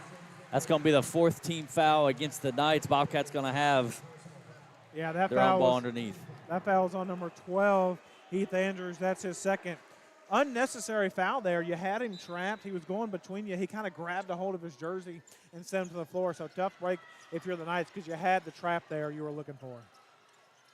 Isaiah Austin has it into the lane, gets the defender in there. He goes up and he alters shot. He gets fouled, and he's heading to the free throw line once again. Isaiah Austin is having himself. He has single-handedly gotten the Bobcats in. He got entered into the game down by 6.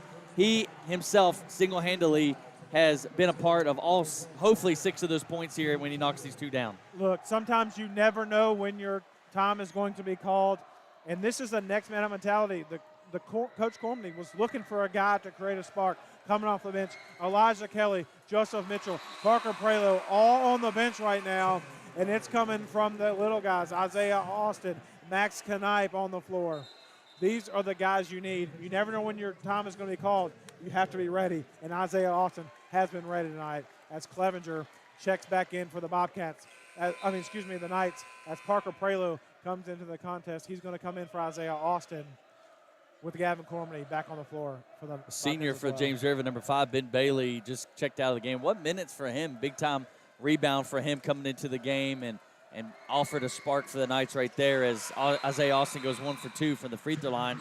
He exits now and gets a standing applause by Coach Cormany, which is rare. As a former player, that is rare. When you get it, you better enjoy it. But full court man again for the Bobcats here. Bobcats changing it up here. Reminds me of West Virginia. They like to put it on you the whole way down. There's no shot clock, which I actually think would help the high school game, but they want to make you exhausted. When it's coming down to the 4th period, they want you to be tired, and when it's tired legs, the Bobcats usually prevail. So I like the move there by Coach Cormany. Number 10, Corey Easton, has it at the top of the key above the volleyball line. He bounces it over to number 12, Heath Andrews. Looks over to their coach to get in an offensive set. No ball pressure being applied. Number 12, Heath Andrews, at all tonight. Got Max Knipe down there battling hard with the senior, number 22, Patrick Clevenger, on the block. Max Knipe on Clevenger. Clevenger throws it up. It goes in and out. That's going to be the end of the 3rd quarter. Bobcats trail the Knights, score 33-32. It's March Madness. It's the Final Four. Bobcats, Knights here in the Krager Center, Roanoke College. Don't go anywhere. 1 more quarter to go, ladies and gentlemen. Hey, this is Eli Mullins with Mullins Funeral Home in Radford, located right across from Sonic on Main Street, where we've been doing business for almost 100 years. We're thankful for the continued support of the people of Radford throughout all these years, and Bobcat Sports Live for allowing us to be there with the Bobcats when our schedules don't allow us to be there in person. Good luck and go Bobcats.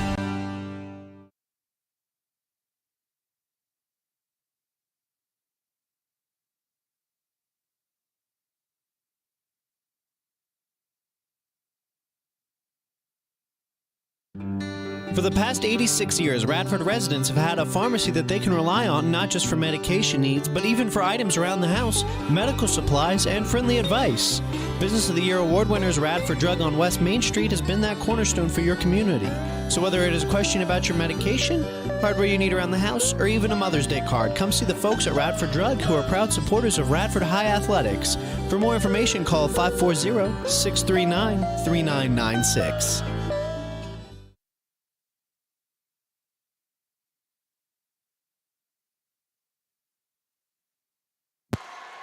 And we are back. Michael Davis alongside Timothy Worrells on the Bobcat Sports Live Network, on the NFHS Network. We are starting the 4th period. Knights trail the Bobcats 33-32 state semifinal. Winner goes to the Siegel Center on Saturday for a state championship. Loser goes home. Bobcats trail by 1. They have the ball in their hands. Landon Clark gets the lane. The floater's up, and it's going to be no good. Tries to go for his own rebound.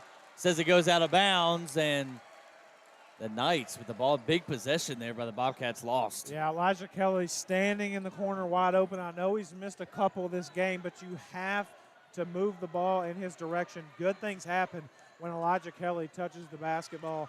Down 1. We got an interesting stat fed to us, Timmy. Bobcats averaging 19 points in the 1st period. Knights averaging 16 points in the 4th period. As Clevenger answers for the Knights. Now they're up 3. Yeah, great cut right there by Clevenger to extend this lead to 3 now. Again, big possession that the Bobcats didn't take advantage of at the beginning of the quarter. Parker Prelude does a little bit of dribble move. He gets to the lane now. and the layup is good. It's 35-34. Parker Prelo breaking some ankles out there unconventionally. He's the one that hit the one free throw last time to win this game. Yeah, saved the ball going out of bounds, and then the next possession he hit the one free throw, getting the rebound. Smallest player on the floor, but plays with the biggest heart as he gets it to within one. Their offensive rebound. This time the ball goes to 11. Ryan Steger, he hits it here. He's got 6 for the night. He didn't even think about it. As soon as the ball hit his hands, he put the shot up. The lead's to 4 now, 38-34. It's been going back and forth here early. Fourth quarter, 6.5 remains here in tonight's game. Well, if you're Steger, that's what you got to do. You're on the floor to make threes, and if you don't, why are you out there? And he answers for the Knights. They're up 4, back and forth. Bobcats are going to have to answer. They've been stagnant in the half as the Knights are looking to try to finish one out. Elijah Kelly finds Nathan Wesley going down the lane. He puts it up, a body, and it's going to be called a block.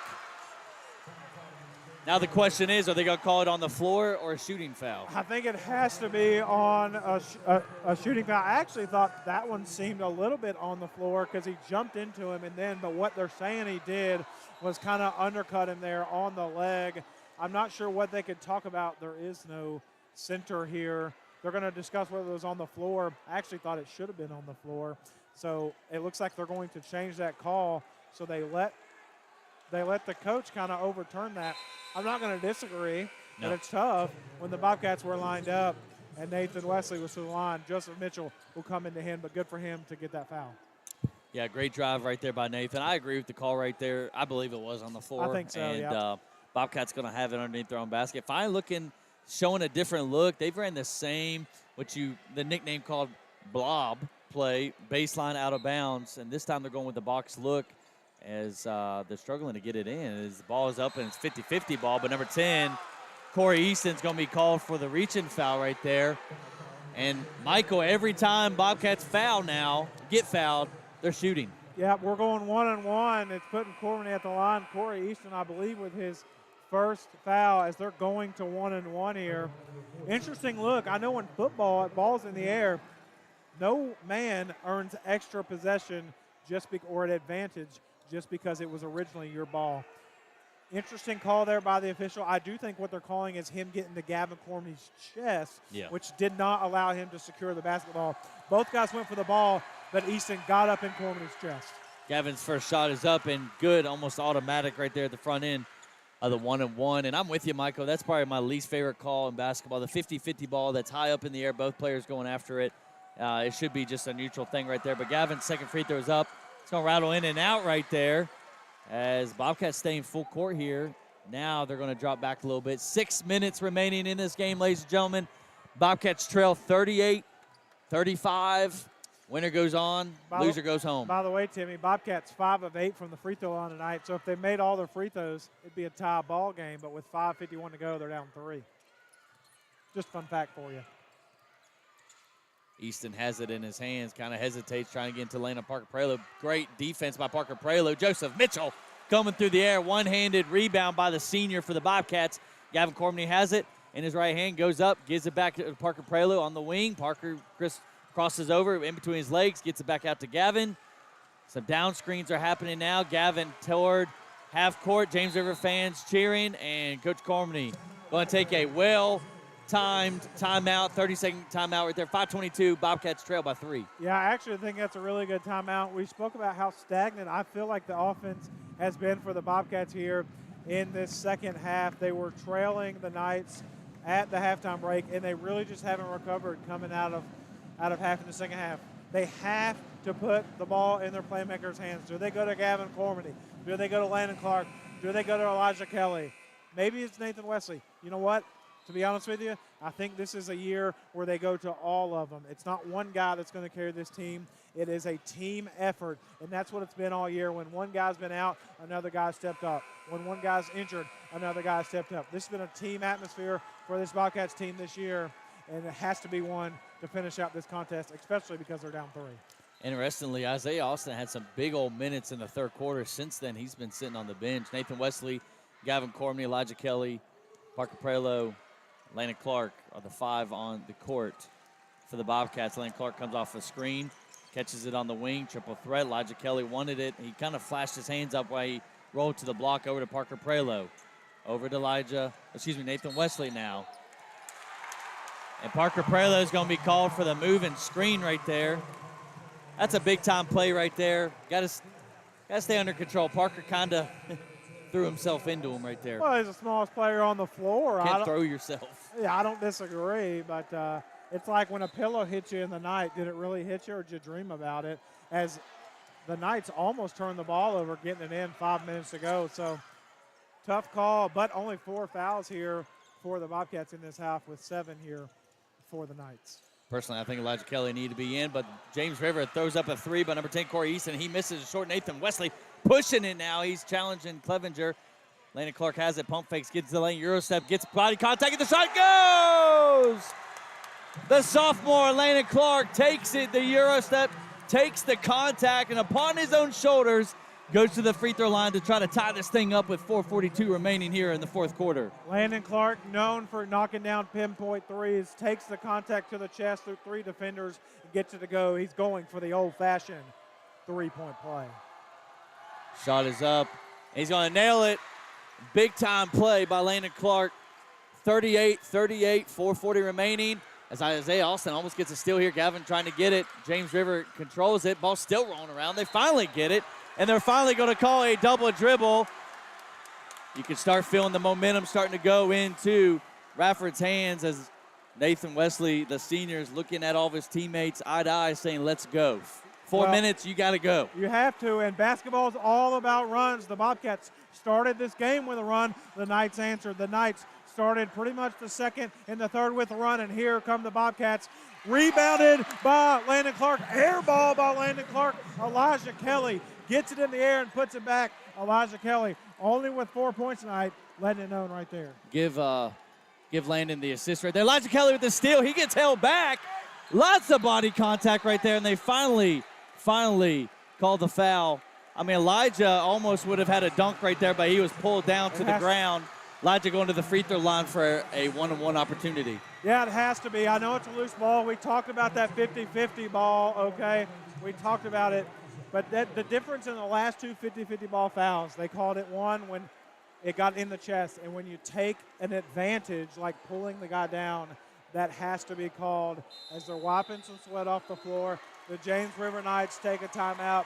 If you're the James River Knights, you've allowed the Bobcats back in this. They have the momentum.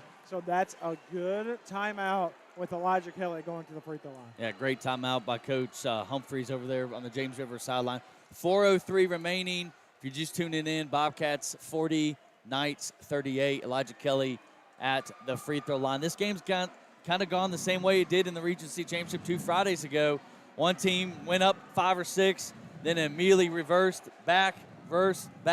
That's how it is, man. I'm glad I'm glad I don't have a son out on this court right now, or I'll be having a heart attack right now. I'll be honest with you. I might have one tonight. This game is exciting. We still got 4 minutes of action. I thought coming into this contest it would be exciting. I didn't think one team was that much better than the other. It's going to come down to effort. It's going to come down to will. And it's going to come down to who can do what they need to do to put their team. Is Clevenger going to step up for the Knights? Is Jason Easton going to knock down big shots for the Bobcats? Can Landon Clark hit the three? Can Elijah Kelly attack the basket? There's nuance in this game tonight, and we're seeing it portrayed right in front of us. It's truly a chess match, and I love to watch. Winner goes on to the Siegel Center for a state championship, not to burst anyone's bubble, to face John Marshall. 4 Division I guys, 1 going directly to the G League. Now, we'll get to that in a minute. Well, Elijah Kelly at the free throw line. One game at a time for both teams, Tim. One game at a time. Shot is up, and it's no good. A great timeout, but Isaiah Austin goes through the air. We're trying to get the rebound. James River has it now. Now they're pushing it a little bit. Clevenger brings it back out. Gives it to number 12, Heath Andrews, at the Roanoke College emblem. Number 24, Jason Easton comes around, receives the ball in his hands. Number 11, who's hit a few shots tonight, Ryan Steger, gets it, picks up his dribble. He's got defenders all around him. He finds his teammate, almost uncontested. It was number 12, Heath Andrews, with the layup. The game is tied now at 40 apiece. That's the 4th point for Andrews. Yeah, just a breakdown defensively for the Bobcats. Left Andrews unattended in the paint. They thought they had a stop. They thought were going to get a 5 seconds. You have to play until that is called. You have to play every second of the clock. Elijah Kelly at the top of the key has it. Coming off the ball screen, Nathan Wesley, he rolls, finds Isaiah Austin, who dribbles down the lane, gets up, shot hits the front of the rim. It's no good. Defensive rebound now. James River has it. Andrews has it. Elijah Kelly's going to be called for the reach-in. That's a terrible foul if you're Elijah Kelly. You're already beat. You have 3 fouls. There's 3 minutes to go. You're a rebounder for your team. As Joseph Mitchell comes in, answers with a good rebounder. But Elijah Kelly, that is a tough break if you're the Bobcats. Can't foul there. Yeah, just you got to know where you're at on the court, and Elijah just need to get on back on defense right there. James River inbounds it. Bodies again flying everywhere. Isaiah Austin is battling right here Corey as Easton, they take a timeout. Yeah, Corey Easton goes to the floor. Isaiah Austin comes up limping as well, so I'm not really sure who initiated the contact. Looks like they're going to go with incidental, but we got the guy who hit the floor, not really injured. The guy who didn't, he's going off to the bench. Things are getting a little physical here. It's tied 40-40, just under 3 minutes. A lot on the line right now. It's going to get physical here in a minute. I hope you didn't hear that on the air right there on the NFHS network. It was some bad language as Easton turns the ball over. So Corey Easton having a good night. Has 10 points on the contest. Just turned the ball over, trying to get it in the paint. 40-40, 2:45 to go. It was a great look as Bobcats had 2 defenders on Corey, so it was a great pass. Heath Andrews just wasn't looking for it as he rolled down the lane essentially wide open. Bobcats have it, 2:30 remaining. Bobcats get into the lane. Landon Clark has it, finds his teammate Nathan Wesley, gets bumped a little bit. Gavin Cormany on the three-point line, drives past Clevenger, goes to the lane, gets contact, and he is heading to the free throw line for 2 shots. Foul is called against number 12, Heath Andrews, blocking foul underneath the basket. That is the 9th team foul for the Knights. And that's good because the 10th team foul. So 2 shots here for the rest of the contest. That's good if you're the Bobcats, but you've only committed 5 fouls. It's 40-40. If this game comes down to fouls, you got a few extra to play with, but the Bobcats will be at the line for 2 with 2:30 to go in the game. Stoppage on the floor right now as they're wiping the sweat off. Hey, a lot of sweat, a lot of bodies hitting the floor as they don't have a towel boy. They need one. Gavin Cormany at the free throw line. His first shot is up. It's going to rattle in and out.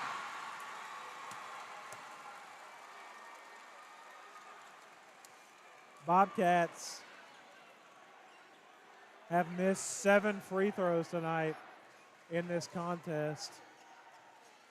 They'd be up by 7 if they hadn't. Free throw's big here. Gavin's second free throw right now is up in the air, and it is good this time as he trots away. Bobcats 1-point lead, 41-40, 2:25 remaining in this game. James River just takes it directly to the rim, and he's going to get fouled now. It's number 24, Jason Easton. He's going to the free throw line now for 2 shots himself. Yeah, Coach Cormany frustrated with Gavin because if you stop the ball carrier coming down, you don't let him get into the paint, he doesn't have a chance to go to the line. And Jason Easton thrives at the charity stripe as Elijah Kelly looks like he's going to come to the table for the Bobcats. And as I say that, Easton misses his first free throw tonight. In fact, I lied. He's 1 for 2. 1 for 3 now on the evening. Yeah, big free throw miss right there.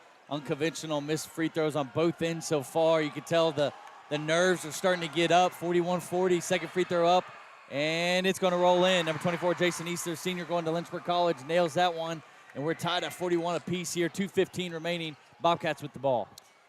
41-40 was the final of the last contest. We're 41-41 with the Bobcats have it 2 minutes to go. It's a nail-biter, folks. And if you're thinking about stepping away from the broadcast, I wouldn't go anywhere because who knows what's going to happen in this one. Elijah Kelly, 4 fouls, has the ball in his hands. Dribbles between his legs. He's going to keep it in. He's got a mismatch in height as number 10, Corey Easton's on him. He gives it back up to Landon Clark.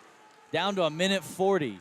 Bobcats in no hurry right here. Want to get exactly what they want. Landon Clark out by the emblem.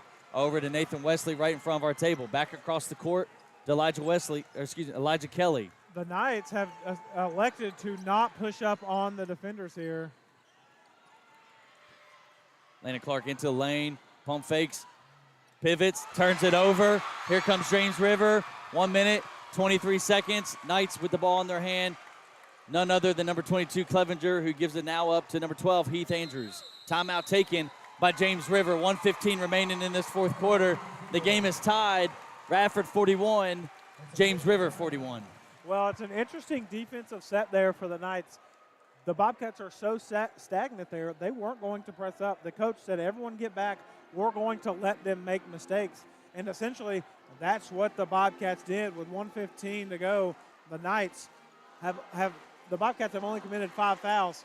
The Knights are kind of in the driver's seat right now. It's always a difficult decision as a coach in this point in the game where it's tied, or maybe you're up by 1 or 2. Do you continue to run the sequence of the offense full speed, or do you pull it out and try to take some time off the clock? I always hate that because it gets your team out of the rhythm and it gets tight, and the more you're holding on to the ball, the more passes you make, the more pressure's on the players.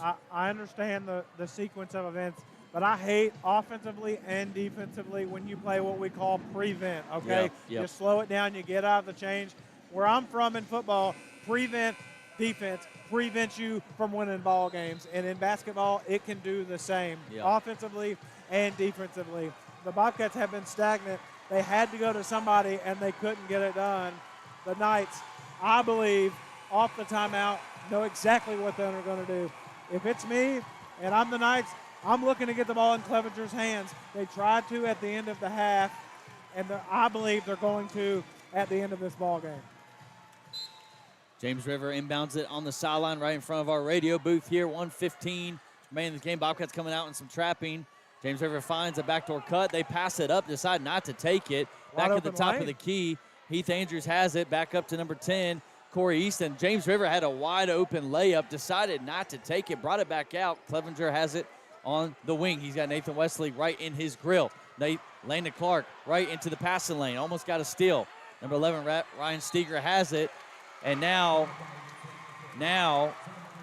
some body contact's going to be called against the Bobcats. I'm not sure what happened, but somebody's reacting to something. I'm not sure if Landon Clark did something. Landon Clark out of the contest. Landon's got to sit down. I mean, that's just uncalled for. I get the competitiveness. He's got to control his temper. I mean, quite simply, he's a great athlete. Got to control body language and temper. As James River's first shot is up, and it's no good. Elijah Kelly with the rebound. And Bobcats have it again. 45 seconds remaining tie ball game. This is amazing. Now Coach Cormany's going to take a timeout. 41.5. 41-41. What was the final score last time these two teams met? It was 41-40. We're almost on par. I said coming out of half we were going to double that as Landon Clark is going to check back in. I don't hate the decision there. You calm him down. He's the second leading scorer on the team behind Gavin Cormany and wedged between Elijah Kelly. Timothy, if you're the Bobcats here, 41-41, the Knights, in my opinion, do not respect you on offense. What do you do here to put the ball in the basket? I mean, at this point, 2 minutes or a minute and a half and you slow the offense down, that's concerning. But with 40 seconds left, if you don't get a quick hitter here, then you just got to turn the ball over and try to keep the ball in your hands as long as you can. But with that being said, hopefully if Coach Cormany's calling up, you can either get a quick hitter right from the sideline. If not, put the ball back into your hands. Bobcats melted 2 minutes off the beginning of the third quarter. And so you got many options. You got Gavin, you got Landon, you got Elijah Kelly, you got Nathan Wesley who can score. Be interesting to see where Isaiah Austin is in the last few minutes, as he's been a difference maker here in the second half for the Bobcats. Yeah, the Knights have allowed the Bobcats to shoot the basketball, basically shooting themselves in the foot here at the end of this contest. Will they do that? Will they press up and be more aggressive like at the end of the second period? I'm not sure, but if I'm the Knights, you want them to at least shoot it with 12 seconds so you have time to react. Bobcats inbounded now over to Gavin Cormany. 40 seconds now left in this ball game. State semifinal, Class 2 here in the Krager Center at Roanoke College. Radford, 41. James River, 41. 28 seconds remains. Isaiah Austin on the court for the Bobcats, as we mentioned. Gavin Cormany now has it. We are down to 20 seconds now. Nathan Wesley drives into the lane, gets to the lane, gets bumped to the ground, loses the ball, and it's going to be James River ball. Nathan drove into the lane, got bodied up, fell to the ground, lost it. Wow. Worst case scenario for the Bobcats there. I like the aggressiveness by Nathan Wesley, sort of. The Knights were allowing him to take it in. They almost fed into their trap there. The Knights got exactly what they wanted. They got a turnover with 16 seconds. Plenty of time to work. They just called a timeout. Bobcats had the opportunity. Not sure why we were driving there. No. Why would you drive with 16 seconds? That's the question, but neither here or there. But right now, I'll tell you what I'm concerned about. Sure. As a Bobcat, you're excited if you're a Knight. You got shooters all around, and quite frankly, we do not have a matchup against Clevenger on the block. By the way, if I'm the Knights, I attack the basket. The way this officials have been calling this game, I wait till about 4 seconds left and attack the basket. You're shooting. They're going to call the foul. Bobcats won by a free throw last game. Can the Knights finish and win by free throw tonight? Neither team has been great from the free throw. It doesn't matter, Tim, if you miss one, because if you make one, the game's over. Now, it should be noted the James River Knights got to take it the full length of the court, so you can almost guarantee the Bobcats are going to have full court pressure here, man-to-man. 16 seconds on the dot is what remains. Number 11, Ryan Steger, way deep in the corner, already stationed. Bobcats in full court man-to-man now. Number 12, Heath Andrews, inbounding it for the Knights. Clevenger comes off, pops to the corner. Number 24, Jason Easton gets the ball. He brings it up the court. 10 seconds remaining. He just now crosses the court. 8 seconds remains. Gavin Cormier playing defense. Ball screen here. He decides to go right. Nathan Wesley makes him pick up his dribble. And it's going to be a timeout called by James River. A good timeout. Great timeout. Because they just about turned it over and walked. Great timeout. That is, if you're looking for a textbook and you go to Coaching 101 and you go to timeouts, when to call one, right there should be a video of when you call a timeout. 2.7 seconds. They're going to be inbounding underneath the basket. If I'm the Knights, what do? You go right to Clevenger, who's going to be attacking the basket, and give it to him. They're either going to call a foul or you're scoring. No ifs, ands, or buts about it. Yeah, 2.7 seconds remain. Scores 41 all. The last time these two teams met was just 2 Fridays ago in the Regency Championship on this court, where the Bobcats won 41-40. Everyone in the Krager Center is on their feet. This feels like a state championship. These two teams are from the same district. It's become a rivalry. These two teams have met in the state championship games in the past in the region championships. James River on the sideline in front of their student section. Bobcats, full court man-to-man. Heath Andrews going to be the inbounder here. James River screens away. Number 24, Jason Easton receives it. Shot is up. It's going. It's off the mark. And Michael Davis. We're heading to overtime. Number 11, Ryan Steger had the shot. Good rotation. Had the length. A little bit off the mark. Great call right there. But we are not going to just settle for 4 quarters tonight. We're going to overtime. If you are a Knights fan, you got exactly what you wanted. 16 seconds left. You got the ball back. Come down the floor. Call a timeout. Draw up the play. You have a look at it. Just couldn't get it to fall. That's a scenario. You either win the game and you're a hero, or you go to overtime. Folks, this is the 4th time these two played. It's been a blowout twice. It's been down to the wire once, and now in the last time these two will play this year, we are headed to overtime, 41-41, 4 minutes left in the game. Do you like the play call to go for a 3? I don't. I told you what I'd do. I'm no basketball coach. I would have planted Clevenger on the block. Look. Or you had 2 seconds. You could have driven and attack a hip of a Bobcat and then go up with a floater. You always talk about every second is one dribble and then you can do something with it. We talked about what I would have done. I'm no coach. You are. I know what Coach Cormier done. If I'm me, I get it to my best shooter. That's Jason Easton. I give it to Corey Easton for 3. One of those two guys for 3. Or I give it to my best player going to Roanoke College, attacking the basket. They did not. We're headed to overtime. Bobcats have life. If you're a Bobcat fan, you have to be pumped. This place is electric. I got goosebumps. What a game. What a game. Overtime ball in high school is 4 minutes. We're starting with a tip-off. Elijah Kelly, Isaiah Austin, Nathan Wesley, Gavin Cormody and Landon Clark starting the overtime period for the black and gold. Clevenger, Elijah Kelly go up. Isaiah Austin comes down. Bobcats going to have the first possession here in OT. I just want to say this. I thought it's interesting. You alluded to this earlier. Isaiah Austin not on the floor most of the fourth period. Gave the spark to the Bobcats. Starts overtime as the Bobcats almost turn it over. And they do, as it looks like it will be out of bounds on the Knights. And so it will be Bobcat basketball. Lucky break for the Bobcats right there.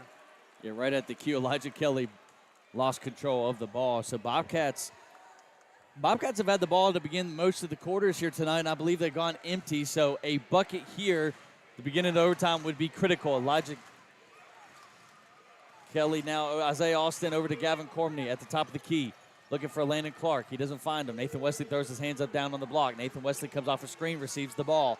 3.5 here remains. Bobcats have milked 30 seconds off the clock already. Nathan Wesley has it, hands it off to Landon Clark in front of the bench.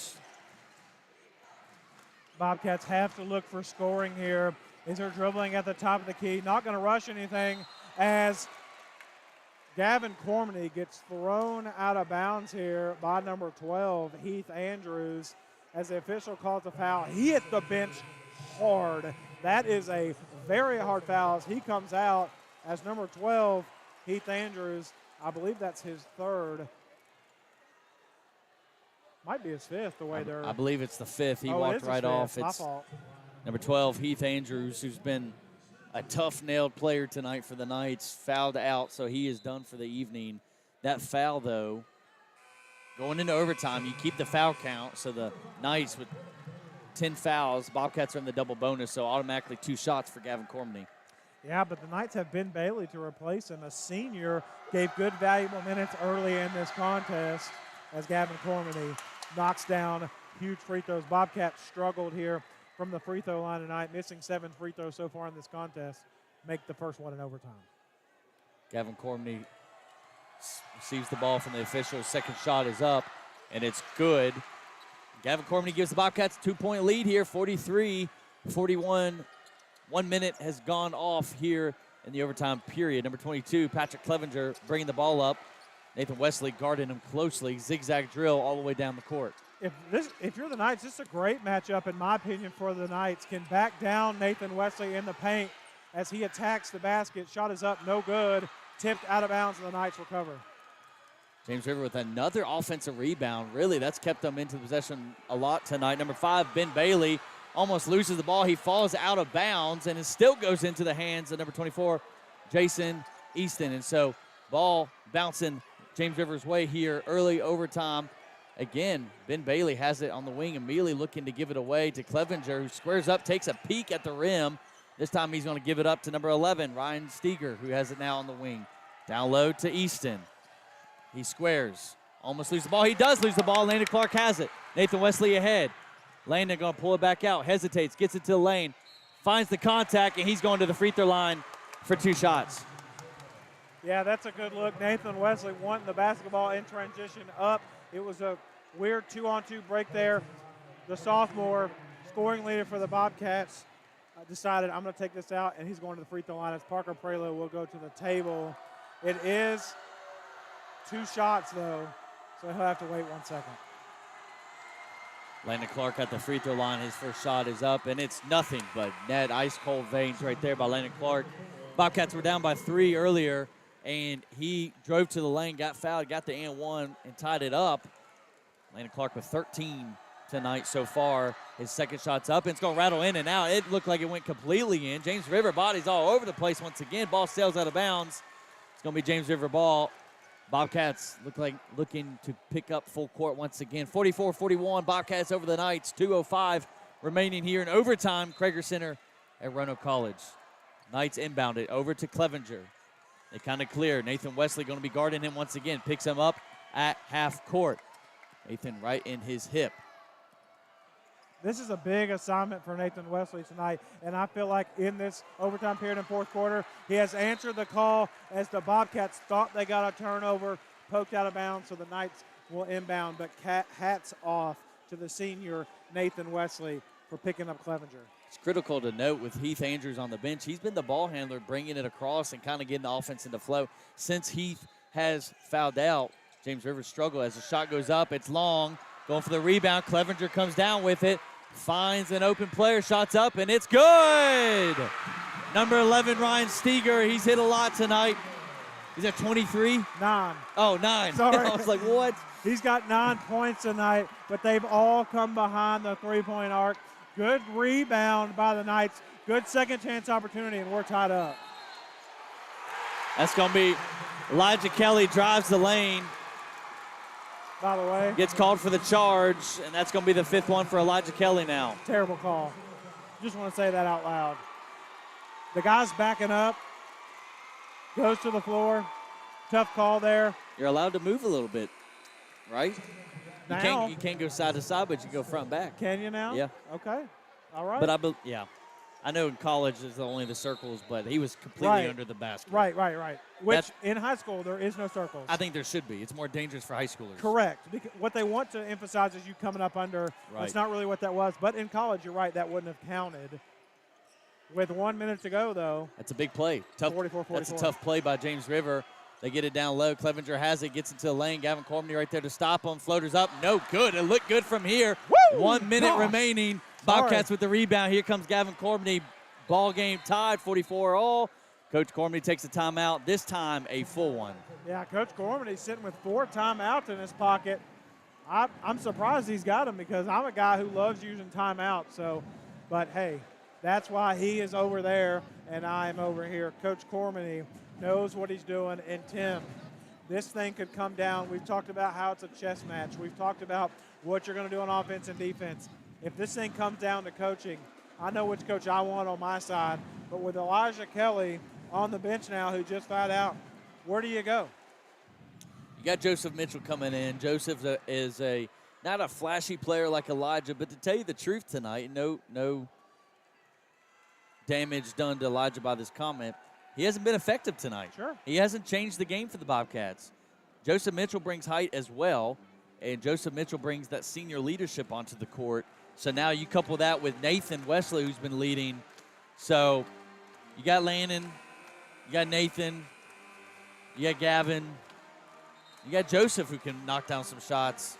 Bobcats still with a lot of options here. 55.7 seconds remaining in this game. 44 all. And by the way, folks, if you're just tuning in, we're in overtime. This is exactly what you want if you're a fan right now. Both coaching staffs locked in. Fans are on their feet. This is an atmosphere I wouldn't want to be anywhere else in the country right now except sit next to you and we get exciting action. Here we go. Bobcats going to have Isaiah Austin, Landon Clark, Nathan Wesley, Gavin Cormany, and Parker Prelo. Bobcats going with a smaller lineup here, Michael. Joseph Mitchell remains on the bench right now. You can assume he may be going in defensively. Landon Clark in front of the Radford student section gives it up to Gavin Cormany. Backcourt, 50 seconds on the clock. Looks similar to the end of regulation here. Couple of screens exchanges. Handoff, Parker Prelo with it in his hands. Bobcats 5 out. They are spreading it as wide as they can be here on this big college court. 35 seconds remain. Bobcats still dribbling it out by half court. Nathan Wesley at the top. It looks like the Bobcats are going to wait and take the last shot. If I'm the Bobcats, I look to attack the paint or shoot the ball with about 6 seconds left. It gives you enough time to shoot and attack and get a rebound and put back, but not enough time for something crazy to happen. 15 seconds. Nathan Wesley has it in his hand. 12 seconds. 11, 10. At half court, gives up to Gavin. Gavin has it toward the center. He comes off a ball screen by Landon Clark and another one. James River bringing it. Landon Clark has it. Pump fakes. Goes up. Shot is up. And it's no good. Michael, not 4 quarters, not 5, but double overtime. They've 3 points each in that overtime period. If you ask me what I would want coming in this contest, I would say the best outcome possible for both teams. That can happen. It's unfortunate that someone has to lose a contest such as this. By the way, this is the second straight game James River is playing in double overtime.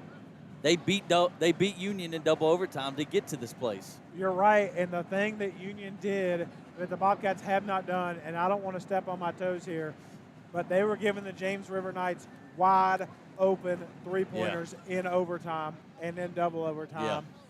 They hit a shot, actually, to win the game in double overtime. The Bobcats have done a pretty good job. Both teams have done a really good job defensively tonight, as we still, in double overtime, it's still only 44-44.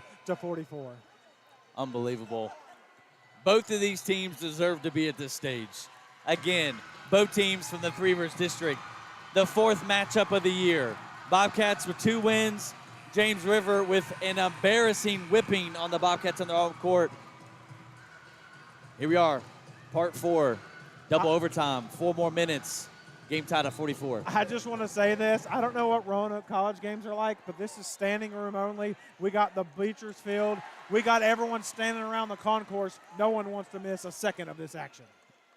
Noted here, James River will not have number 12, Heath Andrews, as he fouled out. Bobcats will be without Elijah Kelly as he fouled out. James River starts the overtime period with possession. Jason Easton gets into the lane, finds Ben Bailey. Back out to Jason Easton. James River doing the same thing Bobcats are doing. 5-out look, pass and cut, pass and cut. Jason Easton still with the ball in his hands. 30 seconds have milked off in this overtime period. Now James River is going to take their time. Ben Bailey has it, gives it to Clevenger, trying to get into the lane against Nathan Wesley. He's trying to look to see who's going to pop open, trying to back Nathan Wesley up. He can't. The fadeaway shot is up, and it's going to be no good. Another offensive rebound for James River. That's going to be the story no matter what and who wins this game. A lot of offensive rebounds. Now a turnover. Lana Clark, steal. Gavin Cormney taking it. Gets into the lane. Ball's loose. James River comes up with it. Clevenger has it. 1 minute. Nothing's happened so far.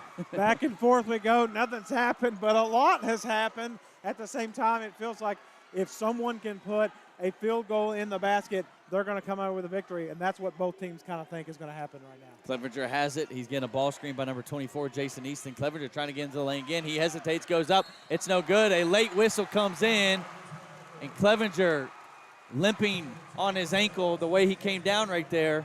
He's going to have 2 free throws, but that's going to be a story to keep an eye on with 2:29 remaining. He's going to the free throw line to potentially give his Knights a lead. Yeah, good call right there. Isaiah Austin got into the shooter's arm. If he just went straight up, there would be no call. As he misses the first, he's gingerly on that leg right now. He went to push off, and you could tell it's agonizing him to do so. If he could happen to miss this one for the Bobcats fans, as he doesn't, big players make big plays. He's slipping down the floor.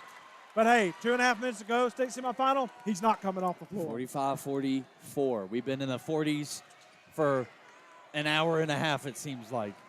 Gavin Cormany with the ball in their hands. Landon Clark now, who's made some big plays for the Bobcats tonight. He's got 14 to his name. Isaiah Austin now receives it. 5-out look again. He gets into the lane. Nathan calmly catches it. Looking to hand it off to Gavin, who's being heavily denied by Corey Easton. Isaiah Austin in the corner. Gets Nathan Wesley down the lane. Nathan loses it. Ball is loose. 2-ball. Bobcat and the Knight goes diving for it. And the Knights touch it out of bounds. And so the Bobcats going to have it underneath their own basket. Good hustle by both teams there.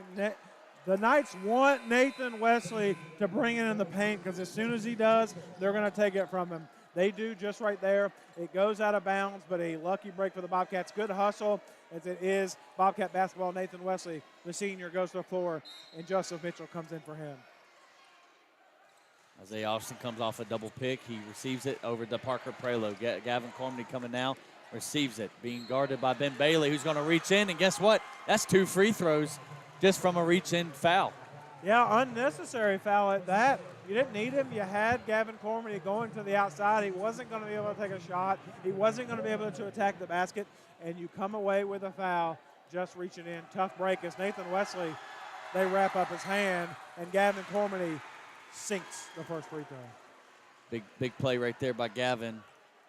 He brings the lead. It's tie ball game, 45-all. Gavin with an opportunity with 12 points already to his name. His second free throw's up with all this noise, and it's nothing but net. 13 points for number 14, Gavin Corney. Parker Prelo picks up number 10, Corey Easton.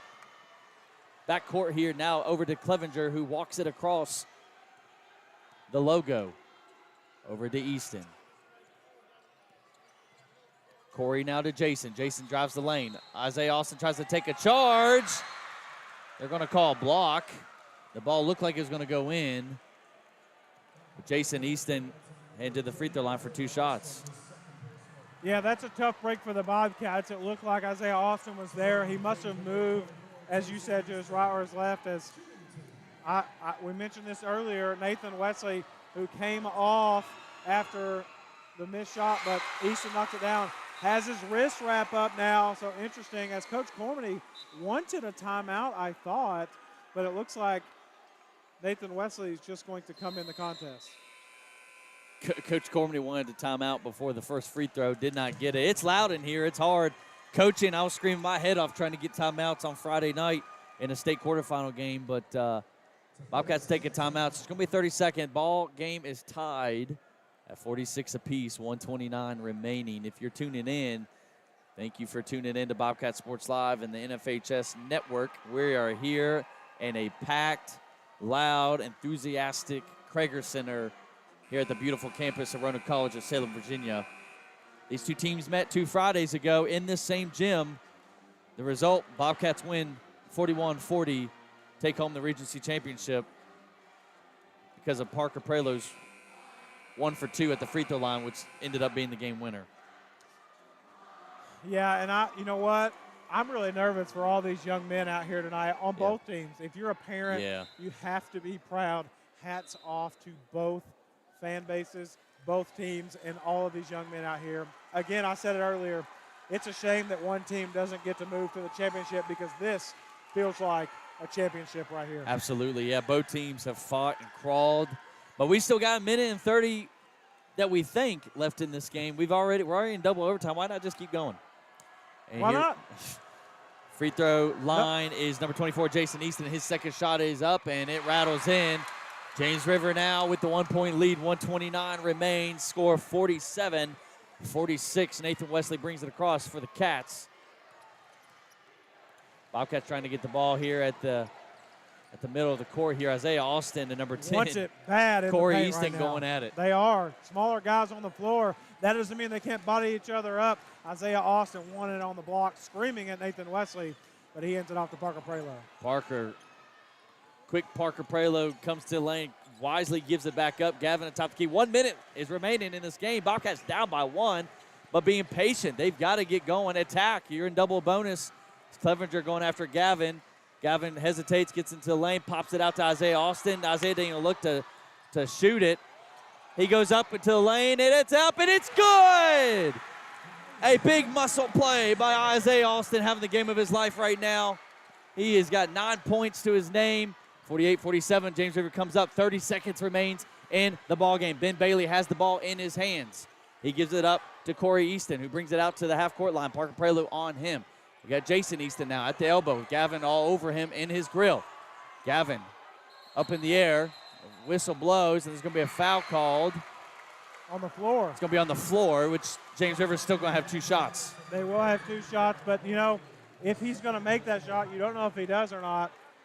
But if he can miss one of these, you're still in a spot, but with 18 seconds left, you're either going to be tied, going to be up 1, or going to be down 1.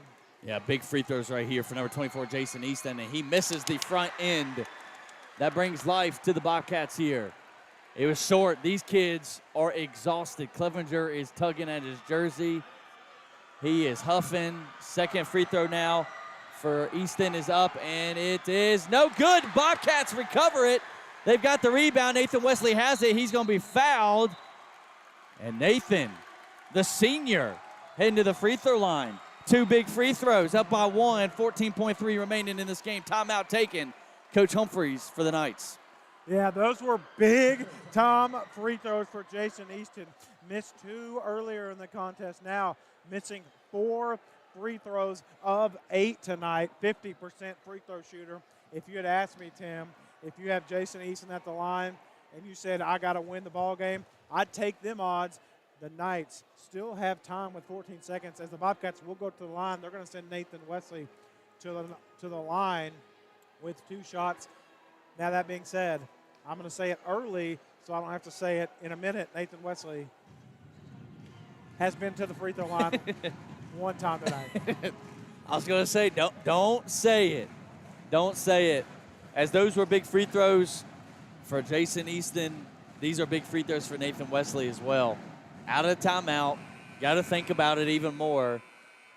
One missed free throw changes the pressure completely in this one. 14.3 seconds remaining. We are in double overtime.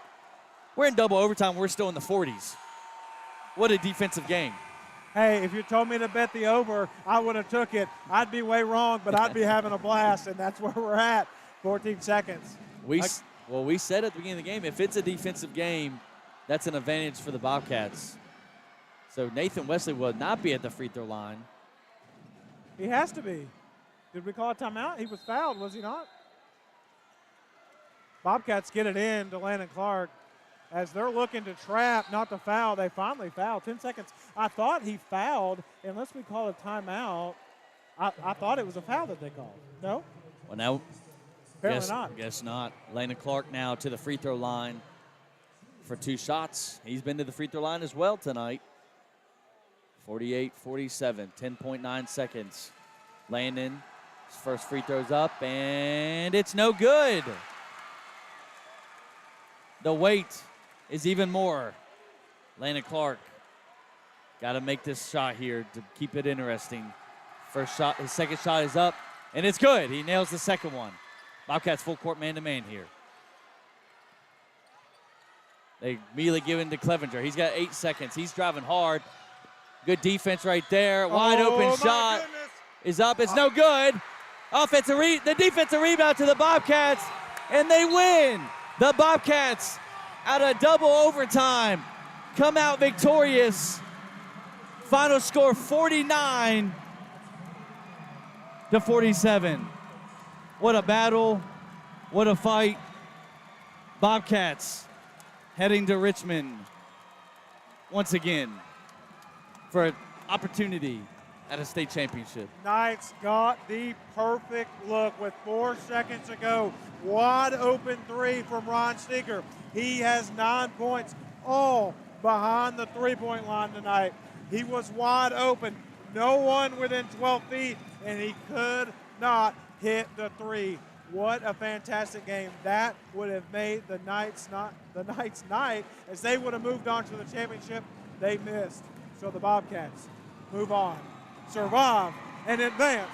And that's what March is about, and that's what the Bobcats did tonight. Unbelievable. Like you said, Michael, it's hard to even watch one team lose tonight. I mean, I kind of wish it was the same way it was 2 Fridays ago where the winner or loser moves on. James River, one heck of a year, one heck of a season. Great job by Coach Humphreys this year.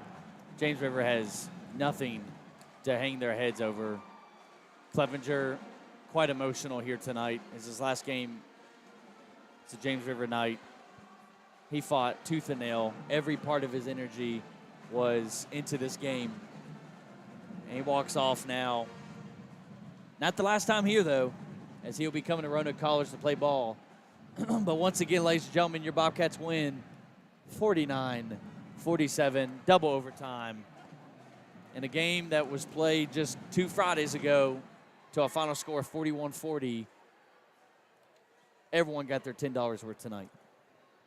Your $10 worth, your $20 worth, your $30. If you made me pay a weekly subscription to sign up for this game alone, sign me up. It felt like it was a week long. What a game. First half flew by. Second half, overtime number 2. Probably one of the biggest classic games that we've seen. For it to be the state Final Four used to be in Richmond. Now it's not, but to have it here, what an environment tonight. This is exactly what you asked for. This is the mecca of high school sports here in the New River Valley. The toughest teams made it this far, and the Bobcats prevail over the James River Knights. We'll be right back. We're going to listen to one commercial break and then give you the last stats for this and then talk about what's still to come for the Radford Bobcats.